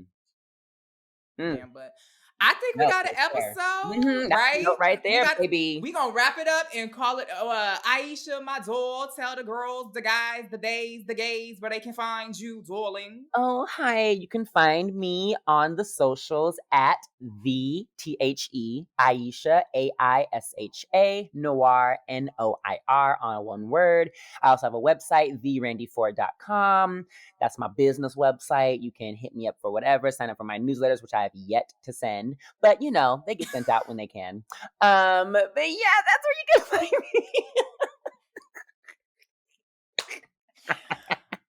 I can't. I'll make sure that I have all these links in the bottom of the description of the episode as well.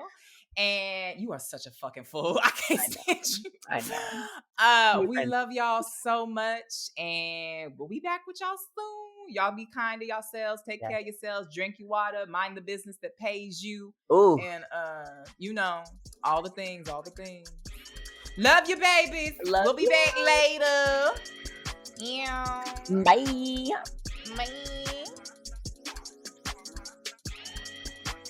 And that's a wrap, y'all. We appreciate y'all tuning in for this week's episode of Shit We Never Asked For. New episodes released every other Wednesday. Don't forget to comment, subscribe, and hit us with those 5-star reviews, honey. Make sure to follow us on Instagram and Twitter at NeverAskPod for new updates, upcoming content, and future projects. You can also show all the love by joining our Patreon. Your support allows us to continue bringing you quality content. Hell, we made it even easier for y'all by dropping all the links at the bottom. It's all in the episode description. Go click it. Thank you. And with that, there's no more to be said. We're going to see y'all next week. Y'all know where to find us. Peace. Bye, y'all.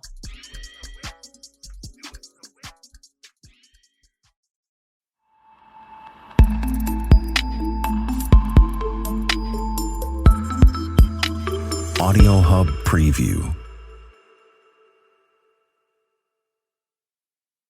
And the older you get, you start to realize like life is to be lived, nigga. Right. Like that And so- couch is and cool, really film. But That's that why- couch is decoration though. You got to get the fuck up off You of got that. to go do something. Life is to be lived. Come on in this house.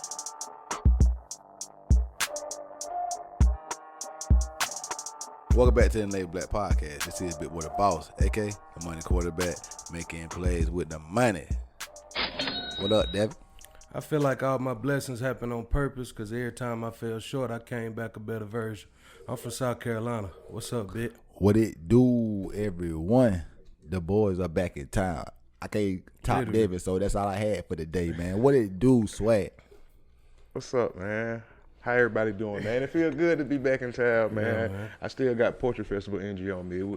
It wasn't as good as I thought it was gonna be, but I still feel lit to see people, you know. Yeah. Straight like that. What it do, Jeremy? First, let Jeremy get announced. What up, He okay with Jeremy? this? What up? Ready to get to the Ugly fence, man. man. We got the boys back in town, man. This the first time we done had just us four on camera. Got Jeremy in the background and stuff, but we was at the fest. Jeremy's on camera, too? Jeremy's Jeremy's he on on camera, but camera. you know he in the background camera. He got a white wall, you know. Yeah, we background different on this boy. side. Do- We different on this side. Show You yourself feel with me? that boy. He He's got so that good different, skin. man. He's so black, he need a I white wall. appreciate it. What AJ said? He good trade. What he Good said? trade. Good trade. How So y'all you been, take man? that so Look, black as a compliment, now, That boy. Jeremy. That's all right. That boy high He stop. called you He black. used to be like offended by being Yeah, black. now Now he he Back in elementary, I appreciate yeah, it. man, I saw a back- tweet about that shit. Man, back about 10 years ago, you wanted to fight people for calling you black, man. Now you just embrace it. Yeah. Like, I I'm just- always embrace it. Yeah, I always Oh, embrace yeah. being. But I ain't as black as you. I Wakanda can see forever. that. He like an oil slick black. Right. I'm Yeah, like yeah, more yeah. like brown. I'm Snicker mocha bar black. chocolate. Yeah. You know. And I'm the chocolate that you want. I don't know about no mocha chocolate. Yeah, I'm like world's finest chocolate. Soybean ass nigga. I really like world's finest chocolate. You feel me? Because I look at myself in the mirror sometimes and I be like, wow. You sound gay. I know. I think German more Goya bean though. Like Goya bead black. boy Goya bead though. Look at with the white hat. He boy Goya bead though. You a dark roast. He almost licorice. Damn. Why the hell we in town all together though, man? Cause like I said, I wish this would happen every day, all the time. But fest, man, how y'all fest experience was? I mean, You go like ahead, I said, Swag. it was straight, but it was like, I don't know, it still feel like it was missing something or something like that. Yeah. I guess because we grown too now, it ain't the same, but you know, it was good to get to see my kids like together and stuff like that. So, you know. But like you said we didn't run into all the people we used to get to run into. It's like it happened so fast. It's like where everybody was at. That, you know, you always get to run into everybody at the location, at the Porsche Festival. Then you be like talking to everybody that's about to go out. Time just fly fast now though as a grown person. And then like for me, I ain't physically walked through the fest in like 10 years.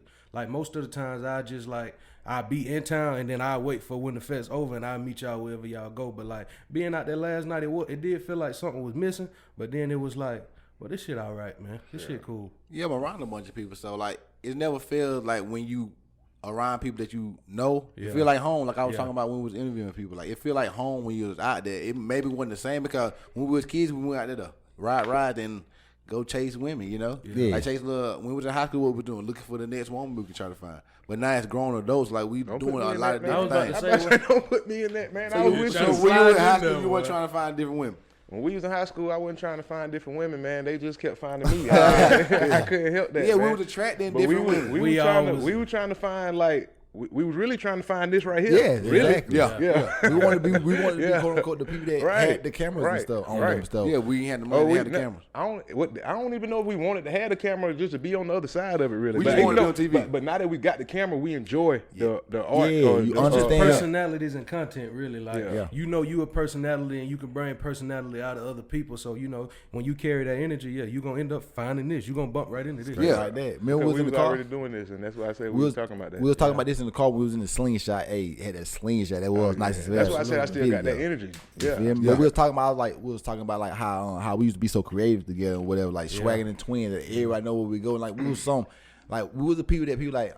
Some the dudes maybe like I don't like how they move. Maybe like they ain't these boys ain't got nothing. They ain't about nothing. But then you just look at it from outside perspective. Nobody ain't know you. No, on perspective. But like all the people really rock with us saying the women, all different groups of women wanted. Well, when the women flock to you, that'll make the men not want to flock to you. But they're gonna make men also respect you.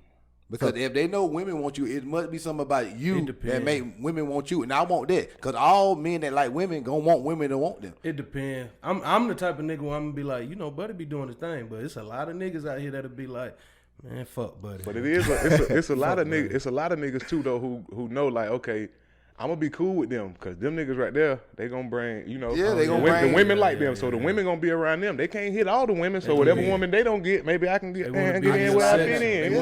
They want to hit your hand bottle. Yeah, not saying like we gonna attract hit that blunt, but we're gonna attract people to us. Yeah, because like we're gonna bring that type of energy that attract to you feel me? Like even from men and women, you feel me? Not like as you know, gayness and men, but with women, they gonna like how we look. But men just gonna attract to our energy that we bring to the environment. Like last night was so cool.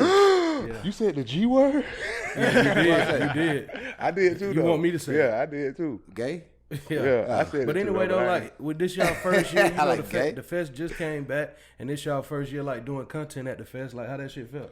It feel good that people recognize the content you putting out. Yeah, that's what they know the hard work. They see you the work feel that me? you Because like in. you get stopped everywhere you go, but like, man, I see what you're doing. Right. We love what you're doing. Why? Because it's positive. Like, bring me on. It's like, oh shit, this is a tomato. Bring me on. Bring me on. We can walk like 2 steps. People like bring us on, but we understand it because if I ain't have a podcast and somebody I knew had a podcast, put me on. I want to come on. I want to be on TV. I want to talk. It's cool. But what we trying to do, like Jeremy was saying, like we trying to like rise up. Not saying we trying to big league nobody because we want everybody that we can have on the podcast. But if we can have somebody with a higher esteem, we gonna choose them over just somebody just regular. Not saying you ain't got nothing going on because everybody got their own life. But some people got more going on. I don't know if choose them might be the right word. It might be like a shift in like if you got 2 people and you feel like one gonna get you a little further, it ain't that we choosing you. Right. We just adjusting the episode. Exactly. Like they might get carte blanche first show, and then yours gonna come out It's right coming, after that. They might be 117. You might be 173, like but you shit. still got a chance to come on. Rich nigga called them niggas said fuck me. Right. That's what I heard. That's what it sounded like. So who you think I'm gonna pick? You or this nigga right here? Right. So you think I'm gonna let you you go and this girl right here want to get on? Nigga, you was just mopping the floor at McDonald's now. So a rental route you want to come on and like just So basically both of them. So yeah, we want to get both of them, but you she really coming first. You really hurt my feelings, man, because you telling me that if Rennie Rucci comes, she bumped my spot out the way, man. Yeah, not your spot, cause you can be on with her. Yeah, you can be on with her or whatever. But just like the regular person though, you feel me? Like, not saying it's a good or bad thing. We all regular. We all we got chemistry together. So like, you can bump in there, but like I want to have chemistry with people. It's all about chemistry to me and putting it all together. Like I gotta be interested in what you want to come over here and talk about, and I gotta understand what you want to come over here and talk about because like. If you're not, it's kind of hard to talk to somebody. Exactly, because how I look on camera. Right. You trying to have a good conversation, a 1.5 hour conversation with somebody you don't know for the first time. It's not gonna look good. You don't know what you come. Especially if they ain't got nothing to back up why they here. Right. Like, can I go to your Wikipedia? Can I go to your Instagram, your Twitter, your Facebook, and I can learn a lot from you? Because like if I might know you, but if I go to Google and type your name in and it don't say nothing but like. They had a couple speed tickets from maybe the mugshot. Maybe the mugshot is good though, because like we would love to have stories from people inside. But now I get what you're saying though. It definitely makes sense though. It's a coin toss though, because you could get somebody up here you don't know nothing about them, but they just speak real good. But that's what I'm saying. That's what we want. If we know about you, but like word of mouth is the best. They could be talking about just like some regular everyday life shit, like the shit that they going through, and y'all, when you around about the same age, you damn near kind of going through almost. But the we same doing shit. that too, and we put our content out. I also add on to what I'm saying. It's like I also think it's hard. Like if you get somebody who ain't really doing nothing, but who think they doing something, and then. They keep doing something, and then 5, 10, 6 years from now, they doing something. For instance, somebody had cleaned and waxed a slingshot for me, and I'm like, I like that. That's hard, Yeah. I feel like you should keep doing that because you got to think about it. 10, 15, 5 years down the road, if you've been washing cars, and you're known for washing cars and detailing cars, it's like, boom, yeah. Well, I had got my hair done by Danica, Dan, I call her Danny, but she used to work with me at my job, last job I had. But anyway, she a mobile barber or whatever, and she twists dreads. I'm fresh and stuff, like always when she do my hair. But anyway, she do a mobile. She do a mobile on hair care or whatever, so she can drive to you or whatever. I was saying like perfect words. She just got a van that got everything she need on it or whatever, and she can just pull up on you and whatever. And like, okay, you need a dryer, she got it. You need any situation, she got it. And so what you waiting on? Yes, that's what I'm saying. And so Shawty, Shawty be making you, Shawty be making you feel like you $1 million and you ain't even brought her on because you told her you picking down, you picking somebody who got more money than her. Listen, we had this conversation there or whatever. I like you plugged in, you literally do my hair, you literally do a service for me, so I know what you can provide, so you definitely can be on the platform. She do help you not be so ugly. But I can't give you that energy in return. You're not coming on. Right. What you mean? No, it's all about feeling the energy too. No, it ain't, because like it's so many people out here. Like it's a long list, man. Like you said last night, you can't even take 2 steps for somebody to be like, let me on. But it was like, yeah, you do my hair real good, but I'm your only client. Yeah. That's it. That is it. Nah, she do a lot of good hair. Nah, I'm just talking. Matter of fact, I'm gonna say this. Shout out. Oh, you already shout out. But they were talking about the pot. I literally cut my dread and I gave them to her. And that's hard. You told me. She gave it to her partner or whatever. And like now, her partner got her dreads in the head. Got your dreads in her head. That's hard though. That's hard though. That's hard. I told him, man. Mine can't. I was in the house. You feel me? With 2 people. That's still had my dreads in there. I'm the man. I'm the only dude that you know. That sounds like an orgy. I kind of did. That sound like voodoo might take place too. Right. You never know what happened in that house. Right. It's like, no, I ain't never happened in that house. You feel me? They took one of them locks and buried them in the backyard. Right. Oh God, don't tell me. Oh, I show nothing but love. They show nothing but love to me. Shout out to them though. But yeah, back to the Portrait Fest, because like I said, it was a lot going on there. Like I ain't gonna talk about my situation at the Portrait Fest too much, but it's so like my Portrait Fest like really got turned upside down. Like it's like you coming out, because like this is a build up for the stuff we doing down here with us. So I'm trying to get the podcast like platform out there to a lot of people, and then you get a call and the situation like, man, it's like it's just, and it's real life, man. It's like it's like that one saying. I just wanted to say that for every good time you gonna run into something. Big boy, how was your how was your shit at the fest? My fest, it was good though. I felt the energy. I love being out there and seeing our shirts, and like the dude I saw that had recognized me from the podcast. That felt real good because I made a little shirt. I thought you said something about your shirt or something. Yeah. Designer though. Designer, man. And he told us to do it for him. And we're like, man, that ain't gonna look good. Yeah, It's y'all like, it ain't turn gonna- them down. How y'all think it look? We'll have a poll. you How know, y'all they think the used- shirt look? You know, they used to tell Picasso his shit was Right, trash. and I'm too, like, so. man, you put it on there black on black, it ain't gonna show up. And so I be telling him he's my son, and he know that. I'm the one that really like. That's my oldest boy. Yeah, no, he's my youngest boy. Oh, yeah, I still keep him up under my wings. sir. but now you know I they can't remember where the requesting drops my at no more. shirt. He ain't ready no more. You know, But like I man, say, black it on really black. did on camera right now. It really does look like I say designer. Whatever. Yeah. Like It is designer. It's But y'all know I Designer. am a designer. Shout out to Jungle. You know You what feel I'm me? saying? Hey, like I say, Absolutely, and that's why I absolutely. say when you got people that you rock with, like people, You can't really see me in camera, but I got on some conspicuous. motherfucking. I got on He some. he had to get that out there. that boy. shit was It could- biting him. Always. But like I say, we Always. always repping our people, man. Cause like these are people we've been with before our whole life. Like Absolutely. these 4 people, like it's so nice to be it. I'm so happy this happening. Let's because, grow like, together, man. Yes, man. Like these my bros, That man. boy Like want to hug so you know what I'm saying? bad. I be so cause like you just see He gonna cry again. No, you just see situations in life, man. Like man, you just love the people that love you. Like I said, we know we got genuine love for Love each other. you, All love 5 you. of us in here, like He a sweet we boy. literally- Sweet You know, boy. I'm just so I'm so Sweetie pie. I am so happy to Sweetie be pie. happy. Cause like if you look at the Sweet podcast boy. last week, I ended the podcast saying like, "Oh God, what was that?" Yeah, my bad. I Sweet think the boy. boys. I think the boys gonna be back in town. You like the boys? Who? I like shit. Swag and David gonna be back in town. Like maybe Matter, but you know he just Mally now. Mally Yeah, moving Mally out of around, man. Mally on the moon, man. Yeah, he ain't coming back He down outta for you here. peasants, Yeah, man. he just too That's where they big get time. that from. Then Yeah, That's yeah. why they don't Big fuck. cuz. Yeah, that's why they don't fuck. No, with we peasants. want everybody on the podcast. Anybody want to give us a clout? We want you on the podcast. Come on through. But like ain't about that because like you were saying. Matter of fact, I'm gonna say this because like I didn't know who he finna was. be at smoke. first. No, anybody don't be no smoke because you was like little Bill put up to her. Oh, yeah, Bill. And Bill Long. I Shout knew out his Bill. face, but I didn't know what he had done until you told me. Yeah. And I'm like, you was like, oh, that's Bill right there. I'm Yeah. like, shit, Big Bill. I said, I'm y'all too scared old. of Bill? Big Bill. Like, who's I Bill? would have loved to I'm get him like, on all right, camera. cool. I didn't know. Shout out Bill Long, man. But I want to see shout his, out Bill Long. I would love to know his perspective because, like I say, that's someone I can say you look at and like he doing- actually have done he doing stuff. shit. But that you and hear me? then like the opportunities that them young niggas get, like we ain't get none of that. Right. though. We were talking So about it's that fire with to yeah. see them young niggas get that shit and they Yes. can run with it. Wasn't nobody with- coming even up if to you us get with no a- camera even in if our you face, get a building our college- confidence. Yeah, like Nobody. even if you get a college education, you did more than a lot of people. Right. You know, that's hard. It's so Especially to go hard. to college to play sports. Exactly, That's you have hard. to do that. But I mean, I feel like when you do get to college to play sports, it's a little easy to get them grades though. Just like how it's a little Right. easy to get them Right. grades in high school when you're Yeah. playing sports. Yeah. Because if you ain't playing sports, you like, what I'm here for? Right. Shit, I'm ready to I get don't off. wanna be I'm ready to do something else. Like- It's like And else to do. The teachers and stuff gonna treat you like what you here for. Really? Yeah. Yeah, That's a like fact. exactly. Cause you though. ain't no good stock like Jeremy Black. He got good stock. Got some strong stock over there, man. Hey man, I'm here. Yeah, if you ain't producing at the school, they don't really care about you. Really. Once you done producing, once you a senior, it's like deuces to you. But not even Second that, semester. Like, but I'm talking about like the people who don't play no sports or ain't in the band or don't Oh, yeah. or like who ain't doing nothing You extracurricular. just a waste of space. Yeah, Yeah, like, you just but that's what we saying going with the podcast or whatever. yeah, like y'all people, calling them a waste of space. That's no, what it's we not a saying. waste of space at all. No, what we saying like people only care about the stuff that people are like congratulated for. So Yeah. like I got started in the store last night. It was a girl, one of the twins.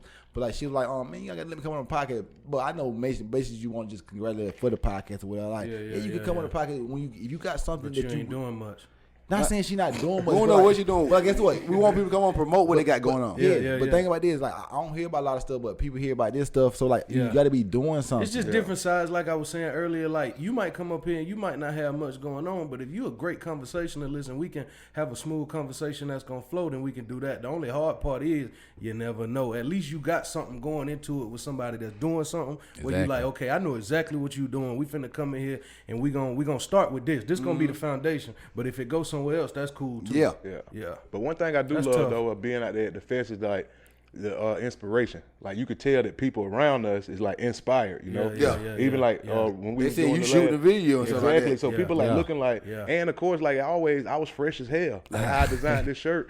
Like right now I got on ski pants. Y'all was laughing at me, Yeah. but y'all know this Yeah. shit fresh. Boy had him put his slides the other day. but like, it's your style, like I Yeah, say. yeah. Yeah, and can't Gotta nobody do it. make that, man. Can't nobody So do once it. I put that out and, you know, boom, and like, boom, boom, boom, now people like, yeah, let me get that black on black. And I'm like, yeah, you can have that. Yeah, that Nobody said it because they saw you with it.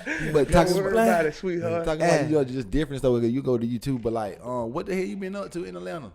Shit, nothing really, but just everyday life, like parenting and living life, paying bills, whatever. Hold on, what's that girl name that got that song? It's not Atlanta. I just think shit. Would she consider that Atlanta? Well, you know, like it ain't APS out there. I ain't go to Ain't APS. Atlanta public school now. But Juice might DC go. would say that. Juice might go to APS, you know what I'm saying? though. Because, you know, we looking into real estate, but just stuff like that, what we always done, like, you know, trying to do, like, I got a camera, just like we've been had cameras, we got computers and stuff like that, doing editing, just writing music. That's why I said I was down here, I shoot a video. Everybody know my mom passed, not to bring that up, but it brought back me writing. So now I was like, man, this shit I did, like how you was playing the Dreads, Blunts, and Bitches. It's like, dang, we talking about how that's hard. If we do visuals to it, now we got cameras. So I'm like, I got this music, why not shoot a video to it? Why not? To every song. Yeah. And then so now, like you said, now I'm out there shooting a video, and little kids looking like, oh man. And so now he could be like, either I can be the photographer, I could be the rapper, I could be the whatever, you know? Exactly. Yeah. And then like I could be the news anchor. Yeah, I could be like, right. Who walked around in Post Festival with cameras when we was that 16? Exactly. Nobody. That's what I said. And that build kids' confidence, because he like, if I'm shy and then I get on this camera, it make me feel a little bit better. He asks me questions. Now I feel more comfortable around Because a lot of people standing around, they was nervous. They wanted to come on, but People they was was nervous. People was waiting, and I need a check because I felt like y'all had me managing, like, okay, you can come on next. You can come on next. So I'm gonna be looking for my invoice. We got your percentage. That was the thing that made me think about it, because it's like so many people. I can hear a group of little girls or a group of men sitting here talking like what they finna say or they want to get on. And I was But like, the crazy thing about it that I was telling people this, like I like shout out to Swagger there, because you like I was saying put the camera, y'all ain't videotaping people. Like, you gotta just go talk to them people, man. You gotta like, start it. The fest ain't been here in 2 years. Them people been waiting for the fest. You know, you got the camera, you could take the pictures, that's cool. But then you could take the video. Like we got a mic already. We see these people in pictures though. But what type of person is this? Let me walk up to you and be like, how you feel about the fest being back? You know, how your day going? And I guarantee, like, all, if not all, then most of the people that went home late on the afternoon was like, y'all, you know, we was on camera. We and they gonna remember the person that put them on camera. And they gonna want to know, like, what you gonna do with it. And so once they see it, now it's like, that's why I'm saying, look and at then me, y'all don't seen the videos we also done networking. Y'all don't seen the videos we also done already did. I feel like that's a lane that nobody really, people done tapped in, but I ain't really seen too many stuff like that. Like, just like congratulations. Making many movies. And it ain't no Baseburg spotlight either. You feel me? The fest been going on for years, but it's like in a bubble. You do some shit like that, you keep putting the videos out year after year, and they keep growing and getting bigger. People gonna be watching that like, man, I ain't never been to Baseburg. Like, what is that? Like, it look nice over there. And then somebody in damn California gonna mess around and come to South Carolina and be like, I heard about it look lit out there. It was a lady. We should have got more B-roll during the day though. It was a lady that was at doing the chicken sound thing, and she was like, yeah, I just moved here from Ohio. And like, what? Like, but I heard about this festival. Yeah, and she here and she up there doing the chicken call. Clucking like a chicken. Clucking like a damn bird. Could have had that on camera. Right. That's more B-roll. Like, I wish like it's so busy and stuff that it's like only one person to do so many stuff. Like, say like we got two people, but like you only one man to do one thing. So like I wish you could be here, wish you could be there, wish you could be. Like her money had that thing in the prison of Azkaban. She had like a some magic movie or whatever, but she could be two places at the same time because she had so much going on. She couldn't do everything in the day. They were like, "How you going to two classes and both of them at the same time?" But she was using that whatever magic was to do it. Cause like that's what I need. It ain't enough hours in the day though. Yeah, but you only got 24. You got to make. Everybody got 24. It ain't enough hours in the day. Because as soon as you get done doing everything that you had planned to do for that day, you already ready to jump start for the next day. So it's like, well, that's me anyway. I don't like stopping. I want to do it. Like, I got 4 things that I'm working on at a time.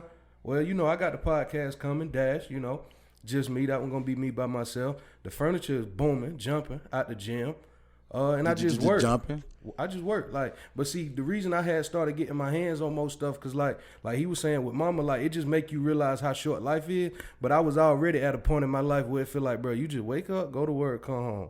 Wake up, go to work, come home. So I had to start doing most stuff. That shit boring. That shit played out. So it's like just doing a whole bunch of stuff.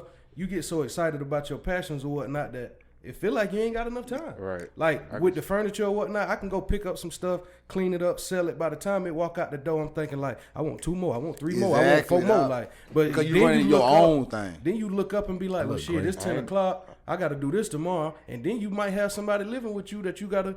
Gotta do something with them too. It is enough time in the day, but you gotta make it. You gotta be strict with make it for shit show. No loves. No loves in life. Yeah, no. That's why I do enjoy doing like bartending though. I still bartend in the A too though, but it's like I don't know. It give me time.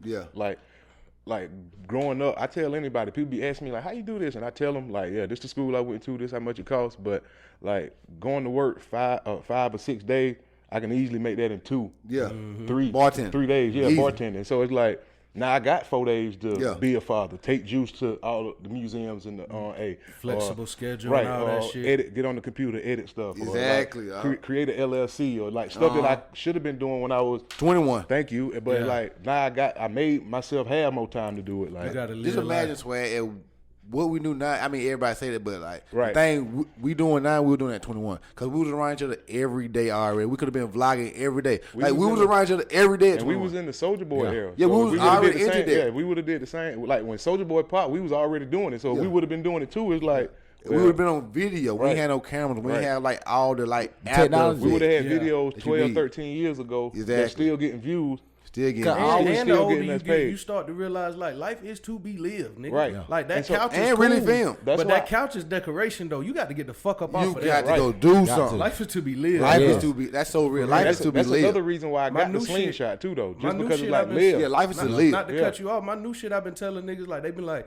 "How you been?" I be like, "Shit, living life." Right. Because life is to be lived. Man, right. Nigga, Yep. Like that's taking what that, it is. leaving a job, you realize I haven't been living my life the way I should have been living. been Like in a people box, be yeah. living. I've been in a bar. Them Like folks box your ass. regular in. schedule, you be at work, but really in life, people be out here during the day. Yeah, Like, you be seeing all over the these place. calls all over in the place. state. You feel me? You take a random Tuesday and go to like a bar or some shit, and you look around like it's Tuesday at like 1 in the afternoon. People here. But this bitch is full. Full. Niggas is just living their life. They out just here. living their life. But Like, when you But just- most of the time, when it you- be old people, not to cut you off. When you 50 Yeah, hours, yeah. that shit a week. Cause they look at me like, cause I do that a lot. Me and my family go out during the day because, like I said, we got a schedule. We can basically do whatever we what want to you do. want, yeah. But we'll go out, like you say, go get lunch. 1, 2, 3. You know, old white people. Old. I ain't gonna say old, but older. 50 Motherfuckers who like, plus. like who retired. They Yeah, looking yeah, at you yeah. like, why the you hell doing you here? outside? Why And the they fuck- ain't somewhere how working. you free? Right. What It's you true, do? though. Right. Slave boy, you Right. supposed to be locked up. Right. I know. Go to work. You ain't on the Wild clock. animal. You ain't on the clock on a Tuesday. Yeah. You just out here just living this life. That ain't how that's supposed to be. Right. That's a right. cage-free chicken right That's there. the only country you so available. Free chicken. A cage chicken. you so available though. That's Yeah. the problem about it though, because Yeah. people just think you available.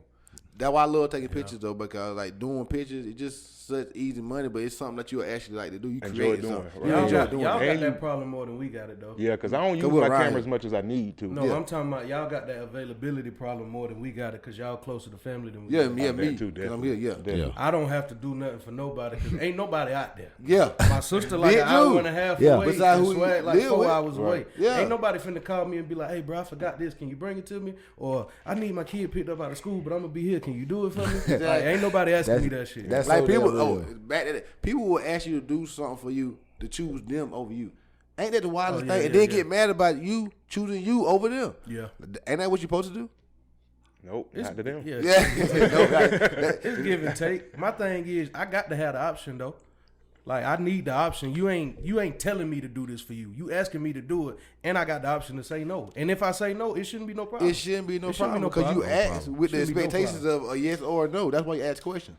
But like, don't get mad about a no. But That that, shit ain't real, though. but that no sucks sometimes though, don't it? Like you think you finna get like. I feel like alone. But I don't. You I think you don't, finna get ask, alone? I don't and really you know? ask questions that I think I'm getting a no to tell you the truth. Man, I done seen you get turned down by some ugly girls all You the ain't time. never saw me go approach no woman and get turned down. Yeah. When? At least 3-4 times. When, nigga? Yesterday, about When, at nigga? least 5 times. I don't remember yesterday. that at all. I ain't tried no woman out there last night. I mean, you know how women be. Wow, that's all man. you talk about every week is find a woman. Find No, a woman. I need to find a woman. I don't never say I need to find a woman. I love this single life. Now I actually like I got to a piece in my life. That boy you feel got some cutty last night. me? No, I ain't. He Like, glowing. Look at hey, him. no. Check He this is out. glowing though. No, check this out. It'd be funny as That fuck might be because that, like people actually do be listening to the podcast and they That might listen be to what that you say. castor oil that's So dripping like, out that like forehead, so though. women would be like, you the one that's celibate? Yeah. I'm a nasty motherfucker. It ain't by choice. Hey, dude, hey, though. That let boy me- wants some ready to give skins you bad. Last Who night, want to give me some?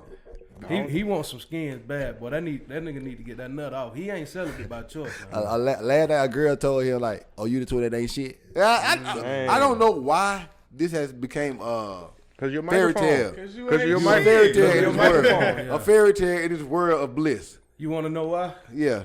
Cause I feel like a woman just need to like be in her place You know, that's all for me. You know. Huh? You be saying shit like I ain't never said that. But okay. Like, so you mean to tell me you a woman and you don't want to be in the house cleaning and cooking? Right, and taking care of the kids? Oh, you done ain't shit, twin. That's how you get that. That's exactly how you get so that. women don't supposed to be like that. So I don't know. I don't know, because Shell J said that on the Pig podcast also. She was like, which twin, he the twin that ain't shit or something like that. But like, I'm very much a great man and gonna be a great husband to a wife one day. I got this question for everybody. Can a man's DICK be devalued? Elaborate. Right.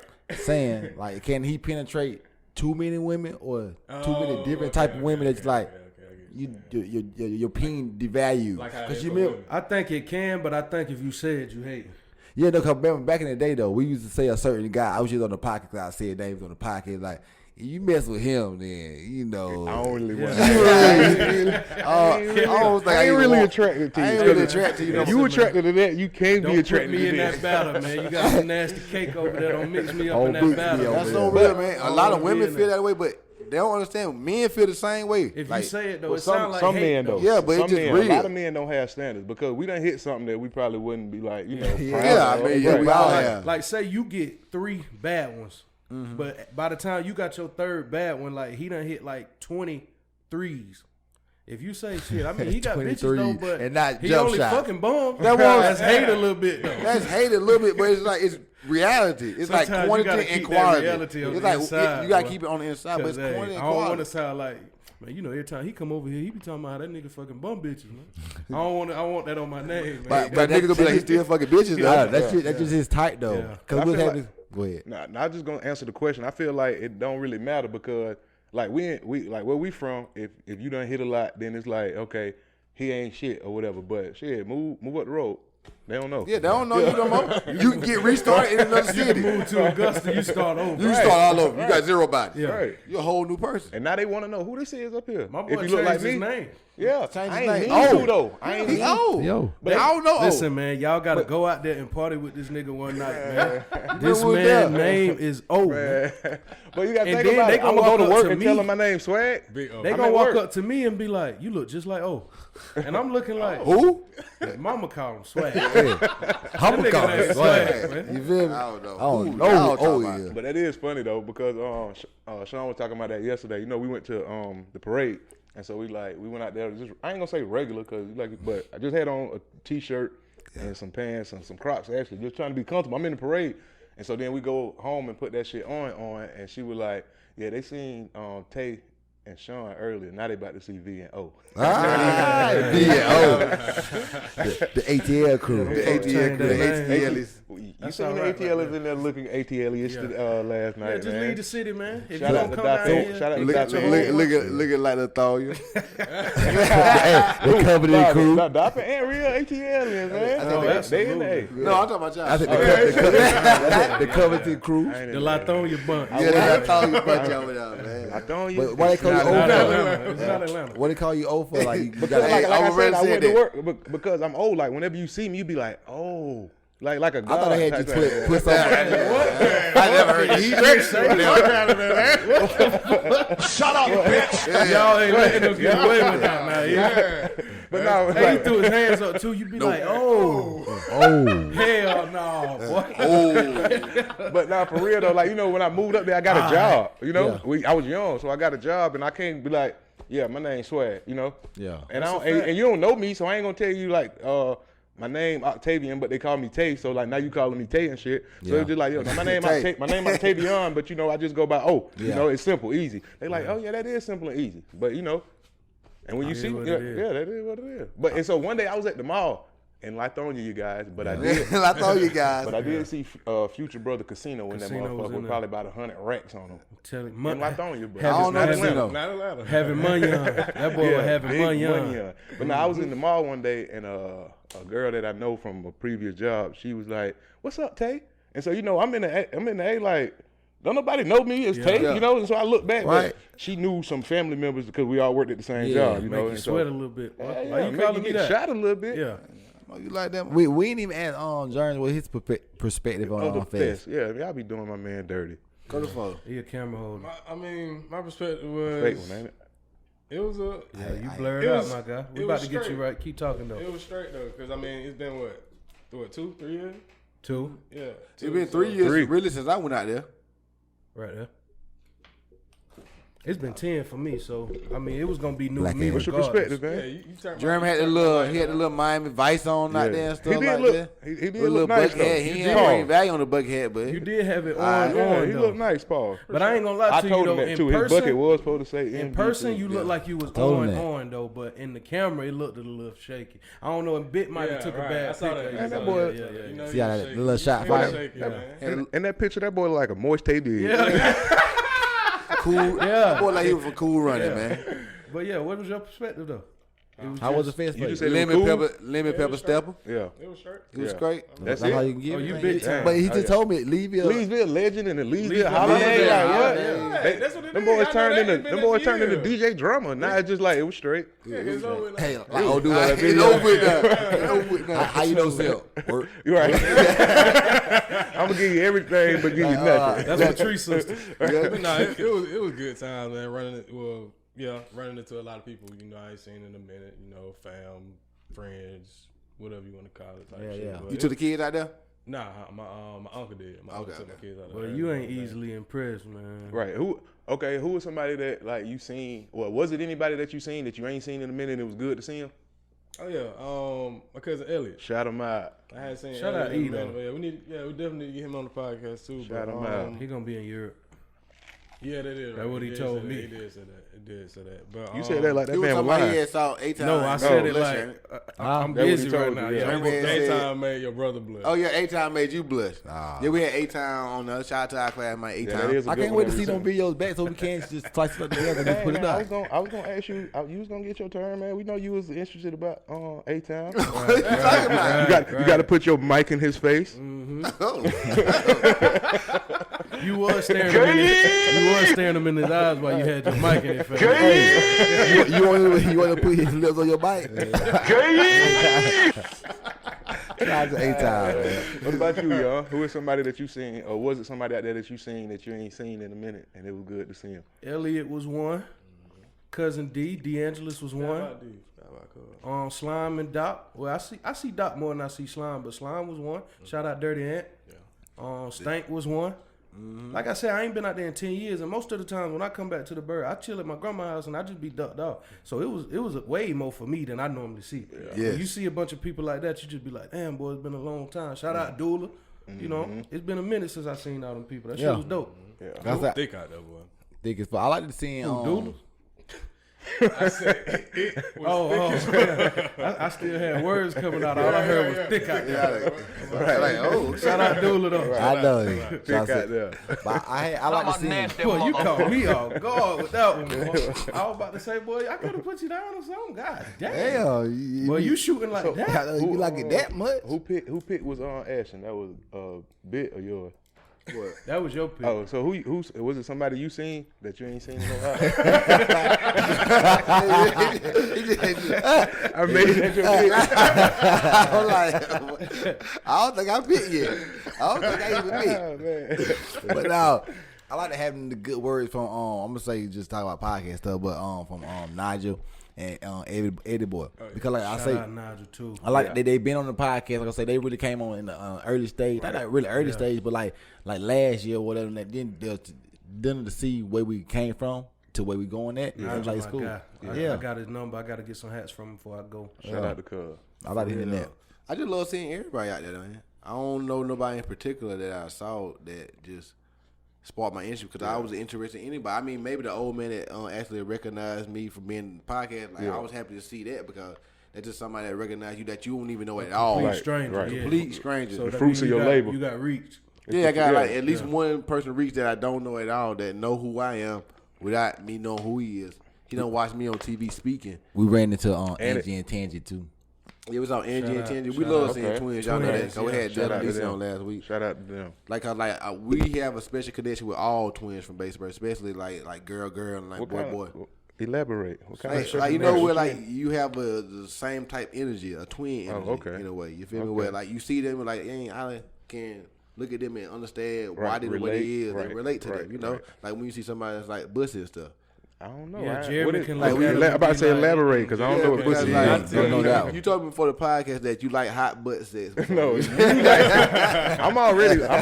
Yeah, you like buff necks. I'm already big. You like buff necks with hot butt sex. Two big niggas sweating on each other. I think you said you was going to through your index. But buff neck niggas with hot butt sex. Everybody know you the moisture, man. Everybody know you the moisture. I don't know about hot butt sex. Everybody know he moist, but you shocked me when you said you A-Town. Shout out to A-Town again, man. Hey man, that was your pick. My pick. Never pick. He missed you. He missed you, so he had to find another A-Town. Right. Y'all boy crazy, boy. Anyway, though. Starting to smell like KY jelly. Boy. Y'all boy got some shit going on, man. Hard switch. Let's talk about what happened in Buffalo yesterday. What about it? Let off some gun rounds. I'm about to say, what about it, man? Let off some shots. Right. But y'all ain't hear about what happened when dude. We did, but somebody else might not have. Second part 2, Dylan Rue.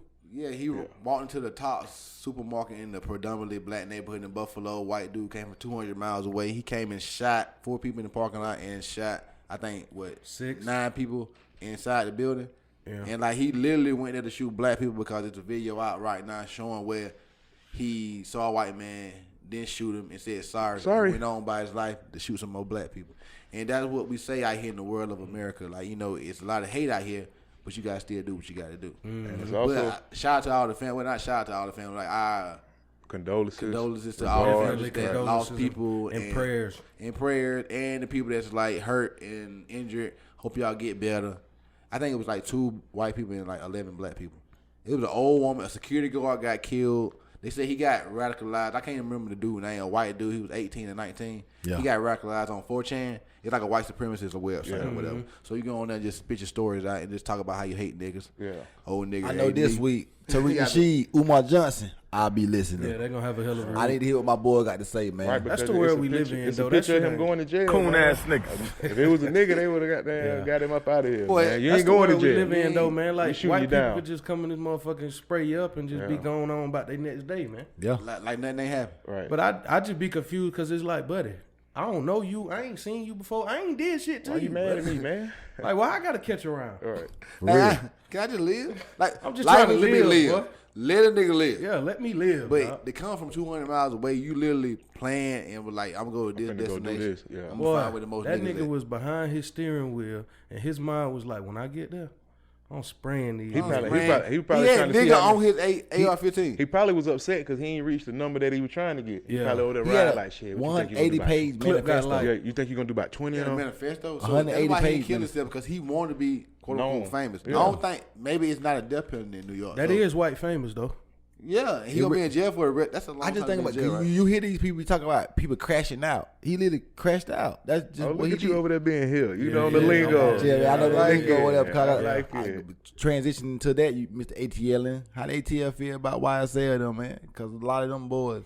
Man, ATL fucked up right now. They hurting right now. Yeah, but like you said, with the YSL and then bullshit Rico charge. Lil Key died like how? They said Link? Overdose. Yeah. He overdosed? They say, I ain't gonna speak on that. I can't speak on that. That's just Twitter news. That's just Twitter news. So you don't know if it's direct or not, but they say overdose. June just passed away at 24. Right. I mean, natural causes. Yeah. Because the first thing I heard was kidney failure, but if it's a kidney failure, then it probably came from drugs. If it's an overdose, that's directly from drugs. So you never know. It's true though. That's what I'm saying. It's and sad, then they though. say his brother was there. You know, got it and Key. I saw that. That was a Lil Got It and Lil Key. Yeah. I saw the video. Key. They say, Key. Well, Got It was there when he died. Like, well, that's tough to. That's tough. Right. That's why I said on top of all of this fucking Rico going on. Right. He must just pass out or something like that. Probably. Body probably just was like, all right, we done here. Like probably like they say overdose is like it blocked like some like blood going to like the brain or to the heart or something like that. It could be. Well, like I think that's how brain aneurysm start. Though. Yeah, you feel me? Like, I mean, I hope they never overdose on anything. I don't take any drugs. I'm a clean freak. I'm a clean individual. I just want. I'm about to say, bro, you telling me something? I just want to overdose on life, man. I just want to overdose on life, on life and success, man. Because life is so fleeting. Like another thing, Kevin Samuels. People talking so much trash about this man death, but it's crazy. Right. Like that's a person. Thank you. Right. Like they saying Coma one less for nigga what he say. right. We all say things that we believe. And a woman killed him. Yeah, I know. Hey, no, this is what I heard though. Said, hey, They was on his neck, man. he took some Viagra, and that Viagra bust him. They say he already didn't he have cancer? No, I don't know. He had cancer I before. think he had cancer. Before. He ain't got none. He already beat cancer. I just want to thank the man above for working wood. My wood work. Yeah, thank you. So you say you ain't never took no good bee sting pill? Nah, I ain't never took no bee sting pill, but I took a honey one time, that little Roy honey. That So people talking about. how I it took work? a honey and a blue chew before. Yeah. Oh, I want to take a blue chew. chew. I want to take a blue chew. Yeah, I never took a blue chew. Hey, if you take that blue chew, just go and get a room. Yeah. I'm going to chew a girl out. Get a room. Get a room. You go hand that night? Yeah. You got. Where you got get two Blue nuts chew in will that night? give you an extra 2 rounds. You got 2 nuts in that night? That's why I said extra 2 rounds. You Got might 3 have nuts? 4. Oh my God! How you get nut that many times? I ain't really no one round. The same night. I ain't really no one round. Some type one and nigga, done though. over Yeah. here, God damn, boy, you be getting knees. Stand up. Nigga. One and done. I Like know back in the Eric. day, dog. Like 7-minute man. I guess I was just going too hard. Like my body was just hurting, dog. I guess I was just. Wait a minute. Hit the mic, boy. You hit your mic. Oh, my bad. You don't know what you're doing. You know what I'm saying? But like, I mean, who go? I told you my rounds son. and net 3 or 4 times a night. I told you, my son, you want to have a talk on about the the honey birds and the pack. bees? Yeah. That you ain't pay Explain to me. attention when we had it the first time? Explain to me how you get 4 nuts out of the night. I don't go don't for know. 4. Yeah, I I don't normally know. go for a 2-piece chicken box. All right. So you I gotta get 2 of them out of there. you getting the first nut out, then you fucking through the first nut to the second nut, or you gonna take some time in between. Yeah, some You gotta time. take some I'm about to time say- in between. So you know, real nigga really go straight through. No, the time is when she gobbling, motherfucker. Yeah, like You gobble. gotta get this nut out. Or no, even I'm talking about like once sometimes you get it out. you gonna keep like you gonna stand up. You know, I done nutted like shit. If I'm still hard and I'm still horny, you still horny. Let's You go. ain't came Yeah. yet. Let's keep going. And you can do it. You better keep going, okay? If you stop at any time, that thing will be like. And you can give her either Hey, a back maybe tat you- or a stomach tat, depending not why on hip what hop. position you Get this in. man. Somebody This boy is freaky, man.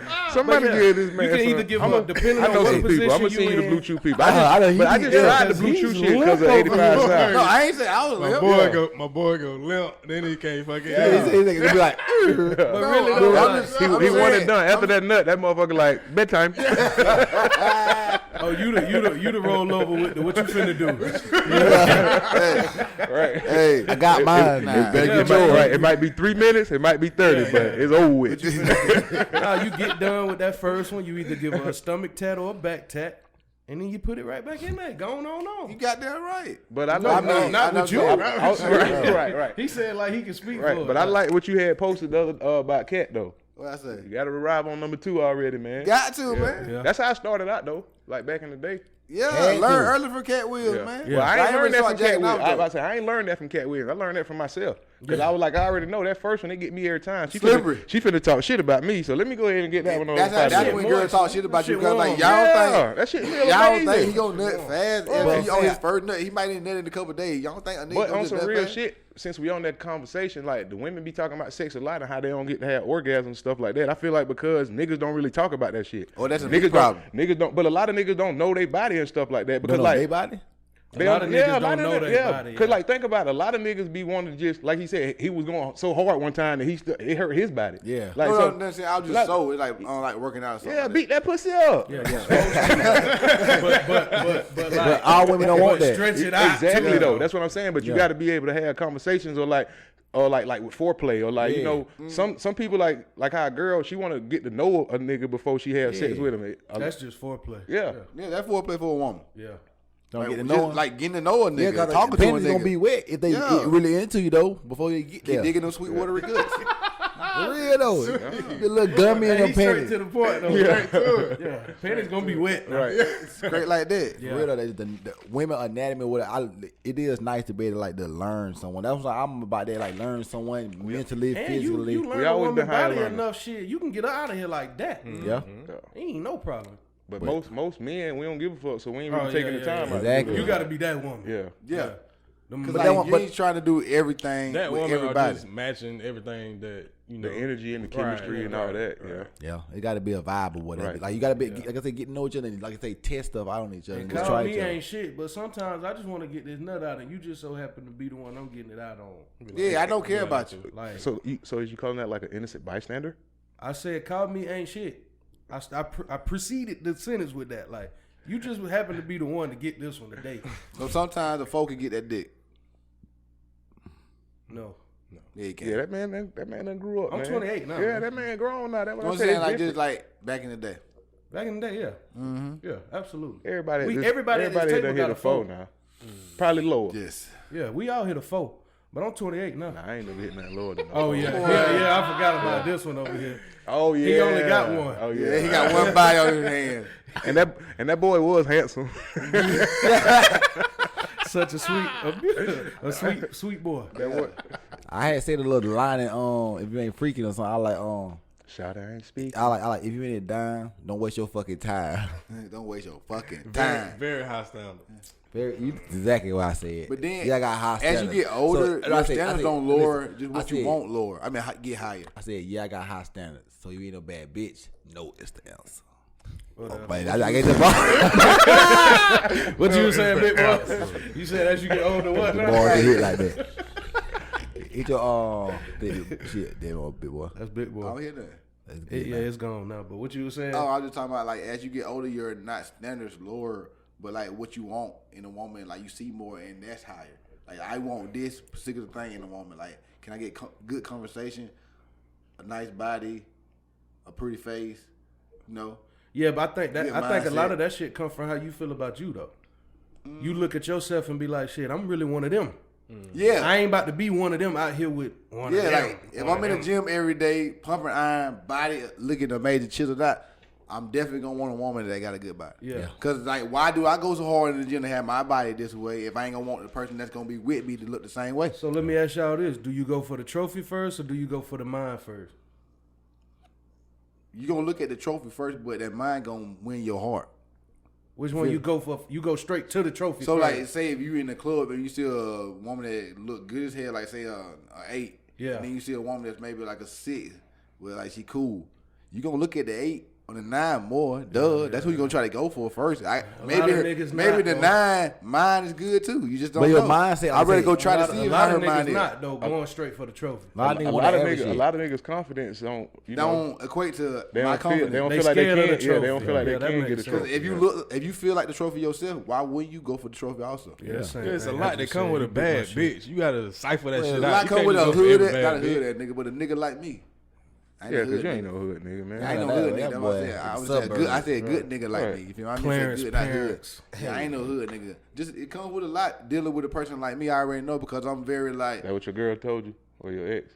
Probably so. Yeah, no, she never told me. This sound like plagiarism. No, it's like because what I want in life is like to be greatness. I want to see greatness. So when you want greatness, you want the person beside you to want greatness also, right? Yeah.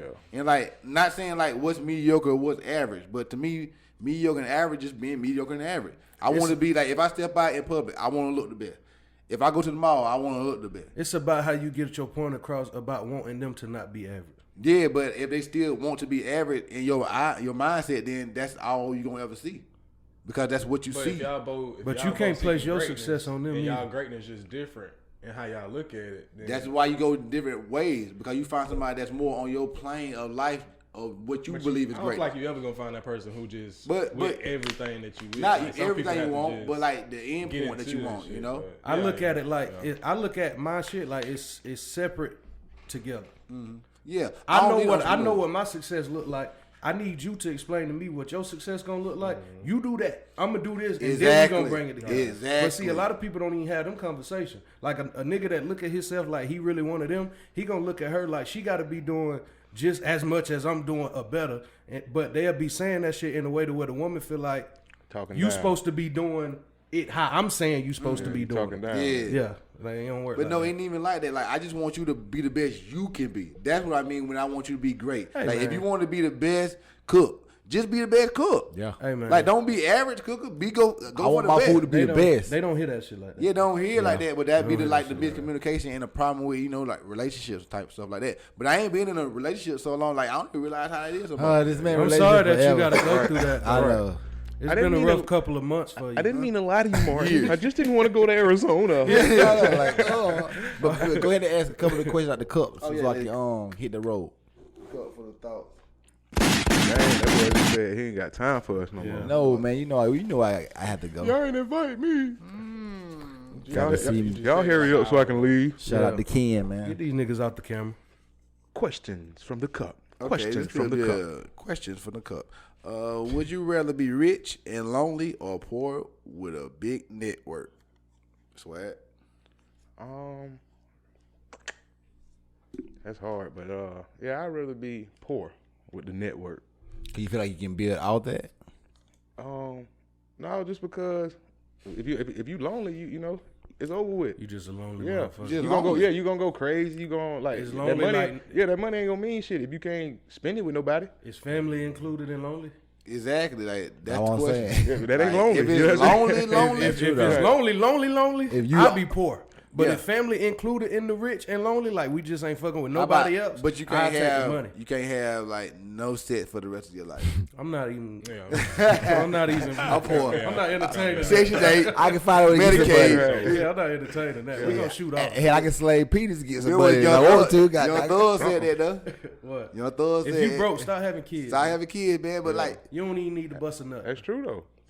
that's That true ain't in a true way. to a certain extent. Yeah, in a way. Yeah, If it's because, like like, in but everybody reality, gotta but reproduce. logically, like, come on now, like broke people gotta have kids too because they deserve Gotta the right raise to some more have- broke kids. Yeah, they deserve the Broke- right to broke procreate people just make like we the do. world go round, like, You feel they me? gotta Most make people some- broke. That They nigga gotta that make some own more 10 broke McDonald's, kids. he need y'all broke kids. Exactly. now. You'll see like in, I know, in get nice y'all at places. the work. Exactly. You'll see in nice places. It be some like little busted down neighborhood because they need some people to work. Yeah, they drive from their little busted neighborhood to the nice neighborhood to work for the rich people, and that's fine.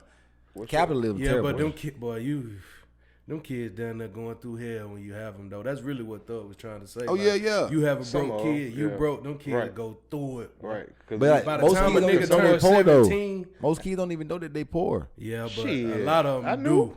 A lot But of like them you do. knew that you was poor to a certain extent that you couldn't be on TV and get the stuff that people on TV got. You don't know that like it's people out here like eating rice. Like right with down the street nothing. for you, that's like, no, I'm saying like we know that about God Raws, damn. like they had all that type of shit, Naked even though rice? they was like in That's the all. same town as it. Yeah. So it's different. level. Crunchy Yeah, too. yeah, yeah. But we still go to But school that's with still- him. ice, Yeah, but we bro. still We knew played that baseball with him. But we still knew that we wasn't like by the way we dress and the way they dress. I could already tell that. Yeah, we ain't nowhere. I ain't gonna say nowhere close, but it's like. But That then, shit like, ain't but cool. like Yeah, about you as a couldn't- you kid, you can't see touch them from the outside, you ain't they homeboys yet. But then you get to be his homeboy, and you see actually what he got. Like, dang, like you got a pool in your backyard. Like, I want to go to a pool. But This thing in the that's what I'm backyard. saying. I feel like that had proved me even more right. I was like, yeah, I knew I was poor. even before. No, yeah, I said. Like when I was young though, No, I'm like saying- even I'm before saying- I show you knew, poor as fuck. Yeah, definitely. even before I knew that you was the one that stayed in that house, I looked at that house like my house don't look like Exactly. Yeah. But in your neighborhood though, they say like, well, let's go back to just Kessler Street where we grew up at on Kessler Street.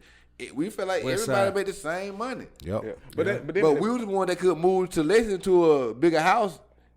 Not saying everybody else didn't have the money to do that. right. They didn't have the money to They do it because they didn't, didn't do it. Right, you know, right, like right. you just look at, I could say, doing the job I do with Amazon Flex. It's like driving through these neighborhoods. Or Exactly, whatever. but that's what I was gonna say. Not to cut you off, you can go back, but like it depends on who you raised by too, though. Because like with our mama being from New York and us traveling, we seeing big houses, so we already know. Like, okay, We ain't got one of them. We ain't got one of them right. yet. Yeah, so Yeah, we but- knew early. Yeah, but I'm telling you, it's a certain. But I say you knew earlier that you didn't have all the stuff, but you wasn't poor. Yeah. No, we definitely grateful for what we had. I'm saying? But I'm Like, just saying, we yeah. know like we just talking about on the big realm or the big thing. levels Like, to and even on a small scale, like you could see the motherfuckers, the kids that come back from Christmas break laced up. Yep. exactly, even Our that shit just in the coming black by community. February. Yeah, Yeah, even like you got in that the income Income Yeah, tax that's gotta it. drop Right. first. Like The asphalt dropped when we left, When when we left for Christmas break, I had Dickie these forces suit. on. Yeah. When Dickie we came back suit, after New Chuck Year's, T, these the baby. same forces. right. I They had the just cleaned screen up. sitting in bleach water. Yeah.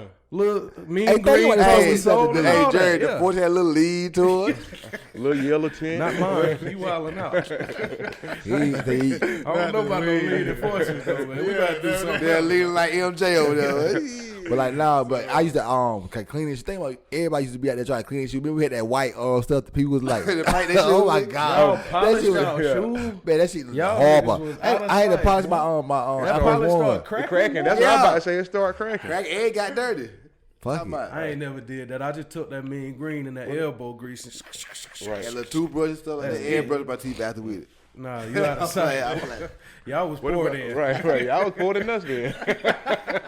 What was your answer to the question though? Oh, I definitely would rather be poor with a big network because rich and lonely would be just a lonely life. Yeah. Like I love being around people in communication and just like sharing energies. Right. So if you just gotta be lonely with money, it's like, what's the fun of that? I don't even like going places by myself. Like, y'all say y'all go to bars? Yeah. I do like doing that, but I ain't by myself though. It's still people there. But There's people there. Why you don't like to go nowhere by yourself? I Cause he's scared. I guess so. I guess that could be my phobia. It's cold out Not there. really scared, but it's like going there because I don't really like go out and meet new people like that. Like, But that's how you do it though. How else you gonna do it? How else you gonna do it? That's the truth though. By But, being around people. yeah, but in these 31 years of life, almost 32 next month, I just ain't got to the point where I'm like, I'm Man, ready speaking to do it. of next month, man, why we ain't taking no trips? Let's do man? it. Let's go. We want to go. It's all good. He It's all always good. got that question, man. We know where y'all want to go. Y'all want to go to Vegas. We could do that. We could go to Vegas. That's the only one y'all pick. Right. That's the only one y'all pick. Yeah, no. Swag said Detroit. Like, what's in Detroit? It's cold in Detroit. You never been. Stuff that we like, maybe, possibly. You never been. Yeah, 8 Mile. Chicago. We're gonna shoot New York. 8 Mile. Look, holla at T Grizzly for a second. Like the Yeah. y'all into photography, right? Don't they got like the lakes up there or something? Like them big They got lake area. Great They got the Great Lakes and stuff Superior. like that. Lakes, Yeah, yeah. you can sell that shit picture. was hard, Yeah, yeah. that's what I'm saying. There's stuff in the world we ain't Sal seen. sent me. He was at Niagara seen Falls. that. Like, I seen that that. shit Just was because the fire. world's so big. Like, I went to Knoxville for the first time like 3 weeks ago. Oh yeah, I The went world's to so Knoxville. big. So, I mean, you can go to places. You know what I'm saying? I went to Pigeon Forward though. That's right around Knoxville. I don't know. But it's like, if you don't know that They it's both in there, at Tennessee. least. Yeah. If you don't know that it's there, at least go. If you don't know what's there, at least go see what's over there. Oh Right. yeah. You know what's in Vegas. You know what's in I don't Vegas. really know what's in Vegas though, cause like we was in You Vegas went for with like your 5 girl. days. Yeah. I want to go out there as a mayor. Go and got that Bunny Ranch. I'm trying to get this. So what's the difference? What's the difference between taking a trip like with your girl and then taking a trip like with your? Let's do it. No, I'm saying what's the difference? Like, Oh, the difference. You gotta have that quality time with your girl. You kind of on a romantic vacation. so you don't really get to have fun. No, you can have a lot of fun because if you with the partner that you should be with, you gonna have the most fun of your life because that's gonna be your best friend. I always say, like, dude, the difference between going out with your girl and going out with your dudes is like, dudes all for themselves, but we just all just ready to have a good time. Yeah, that's girl, what you I- gotta kind of like. That's what I was asking. He always You gonna have an he said itinerary something. when you got your girl. Yeah. We And- need to be up at this time so we can go do this at this time, and then after we do that, we got to go over here, and then we gonna come back, steal us a little nap. But And that's it's kinda, like, that's just God with damn. certain relationships. guess Though. that's Some people probably just want to go just to get away and probably be in the damn Sleep. room all Yeah. day. Sleep. Right. Yeah, I don't want to be in a room in Vegas though. Yeah. But I guess with a woman, you going with her, you know you got some to sleep with at night every night. Yeah. But going with the boys, Oh, so might that's- have something different to sleep with every Oh, night. You so feel me? that's If you why- go in like your boy, You prefer to have the boys there. So that's why we ain't been on no nigga navigation yet, because you scared you can't get no butt when you out the country or something. Or out the, nah. okay. It's I ain't Nah, trying it's supposed to get be a no boys trip. We self-esteem, in low relationship, so level. we can't be thinking about getting butt. him, he not. I'm talking to him. Yeah, I'm gonna get some butt. But Master Flex, give us another question, man. One more for the road. Your brother, he said he got to get the fuck away from y'all. Right. I got to go, It's been cool. It's been fun. but I got to go. One, John. But it Okay, ain't. I'm gonna go to a different question because we answered it already. What's 2 to the third power? 2 to the third power is 2 times 2, which is 4 times 2, which is 8. Okay. How I would went to real school. you went to real school? So I got this question for everybody. Base bird. Swag, you first. How would you describe yourself in one sentence? One sentence. Like, can it be like a run-on sentence? No, we want just one period. All right. I feel like if I had to explain myself, I'm like, hey, I'm Octavian. I'm Gay. ambitious, right? Ambitious. I'm hungry. I really feel like I'm on some Kanye West shit. Boy, that's a but long before ass his thing, time. boy. Run on to it right there. Run on to it. You'll go, big boy. How would you describe yourself in one sentence? Gerald is a jubilant person. I said it last time. Okay. Yeah. Right. Devin is fucking amazing. Get to know me and figure it out. Run on. Yeah. Jamar, generous, loving, caring person. Then Sweet put boy. that verb in the first. Sweet boy. Jerns? Sweet We let boy. Jerns answer no question. Jeremy's an outstanding individual. Yeah. That's all I And got. black. Appreciate And good trade for our cuz. Appreciate it. One more question. That went by fast. Our James. Yeah.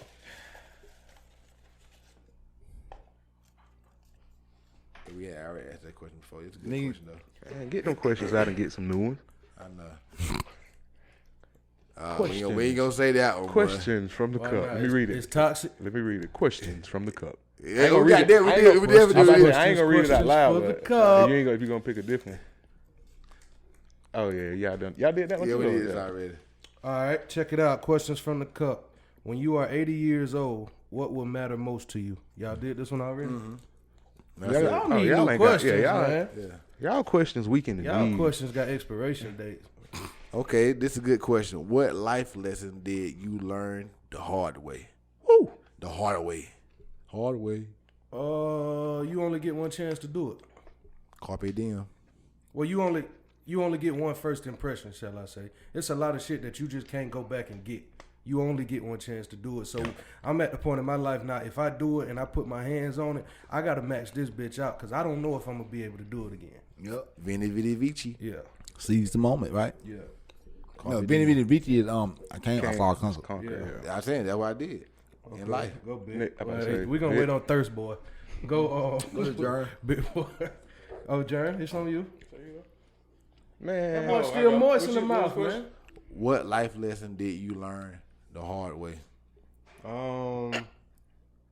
Well, yourself over. Well, I don't know. I probably say it's great. It's over now. Yeah. I don't know. I feel like I had kids too soon.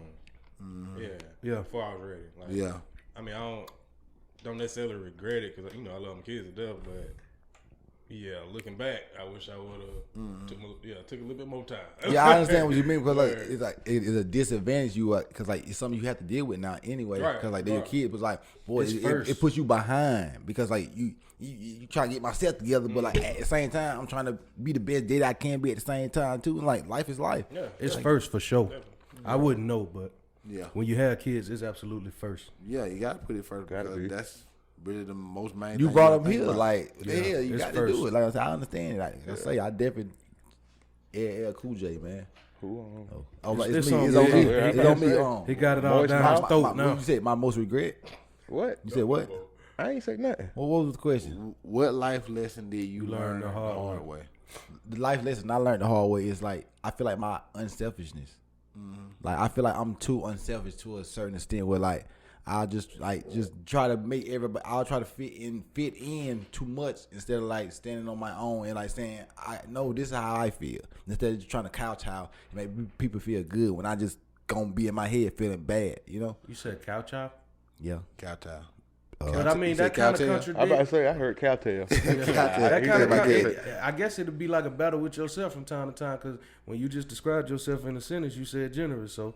Yeah, that's what I'm saying. Fight, unselfish. Yeah, that's what I'm saying. That's a fight. It's a big fight. It's the yin and yang life. Yeah, because I just being too nice but not too mean. Yeah, your turn. What life lesson did I learn the hard way? Choosing us over choosing yourself.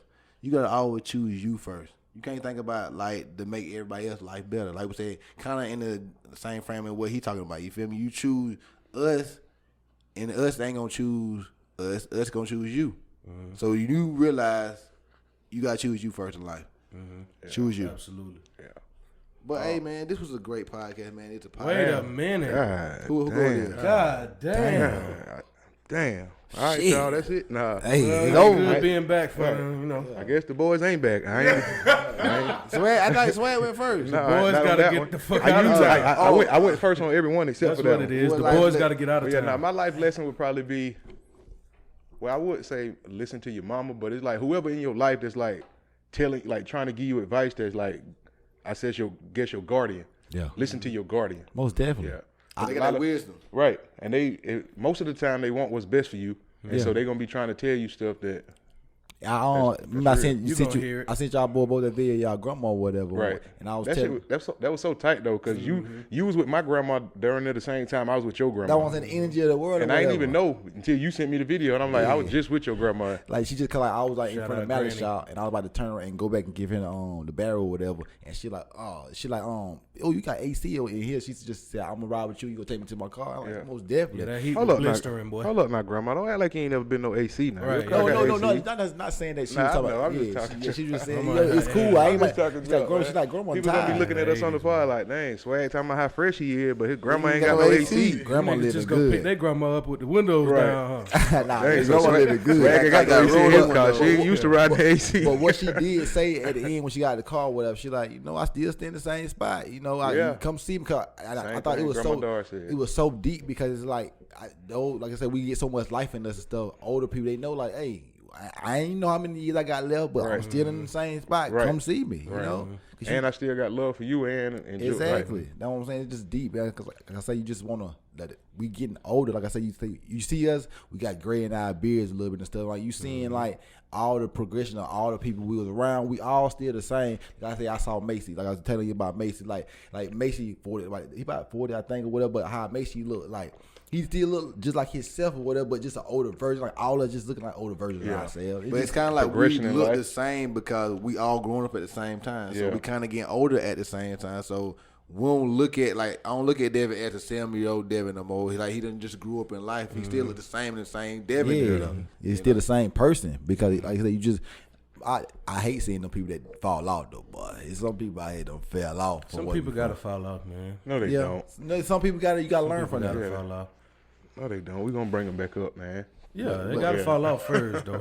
But you gotta fall. You fall 7 times, get up 8. That's all that matters. You feel me? Like sometimes you get in low spots in life, and low spots in life bring you to a higher point. Because like when you get to the dip in the ground, I feel like you just gotta just believe in yourself, really. Number one thing, choose yourself and believe in yourself. If you don't wanna keep falling, I mean everybody gonna fall, but if you wanna if you fall and you're going to be like, man, I fell, and you're going to be down in the dumps about it, then it's like, or you're going to be like, man, I failed. I don't want to fall again. And so now you ain't going to move, you know? Yeah. It's all mindset. Yeah. But if you really want to move, you're like, okay, I fail. I keep falling. Every time I do that, well, let me not do it like that. Exactly. Do it a different way. But I keep failing. It's demoralizing sometimes because, like, I understand why people get defeated because you try so hard. And, like, if you try your hardest and it don't work, how defeating is that? Yeah. Like it's like, man, I just wasn't good enough. Right. Think about it, like fighting somebody in the boxing match. Like I say, last night, shout out Charlo got the undisputed. But like the other man and stuff, like, man, I just got defeated last night. First loss, and I couldn't even finish the fight. Yeah, Wilder. Yeah, exactly. That's why he ain't never been the same. He can't even really come back. He can come back. I would love to see Wilder fight again, but really, what do you do after that trilogy? Just like with what can you do? You ran into that fucking wall 3 times in a row. And that wall is I'm trying to beat this motherfucker. It's like Game of Thrones wall, man. I can't do it. The wall. Cause that's a big ass white boy. Yeah, absolutely. But y'all boys, what y'all got going on? Get y'all socials and let the people know what y'all got going on. What we got here? I am so swag on everything, every streaming platform. It's oh my god _. It's swag on Snap. No, it ain't. Oh. He changed it. It was that on IG, but yeah, everything the same now, man. You changed it? Long time ago. Gotta remark it. Yeah, but you know, I don't really be on IG like that though. Okay. I guess I should. You don't be on nothing. Yeah, I don't know, man. Cause like I said, You be on Grindr. But no, you gotta think about it though. Like what we were talking about earlier, when we was younger and shit, us always used to want to be on the camera and shit. Yeah. But now as I get older, it's like I don't really want to be on the camera as much because usually the loudest person in the room is the brokers, you know. And I don't want to be the brokers. I want to be like sitting in the back chilling, like. Top of the pyramid. Yeah, like sometimes I say that, but sometimes I also say like I see like grown men or whatever like don't want to talk or whatever. But I feel like if you're gonna be a real leader, people want to hear your voice. No, I definitely enjoy talking, but like like I'm saying, people gotta hear your voice because like people ain't gonna follow the silent. Nobody gonna follow somebody that's silent. Like but they will if his work it show. It depends on how much money he get out of the work. Right. Yeah. But people ain't looking at your work; they're looking at your mouth. Bullshit. Not if you ain't got to say nothing if you pull up in the damn Rolls Royce. That sounded low key pausing. Look at your mouth. Niggas looking at your mouth.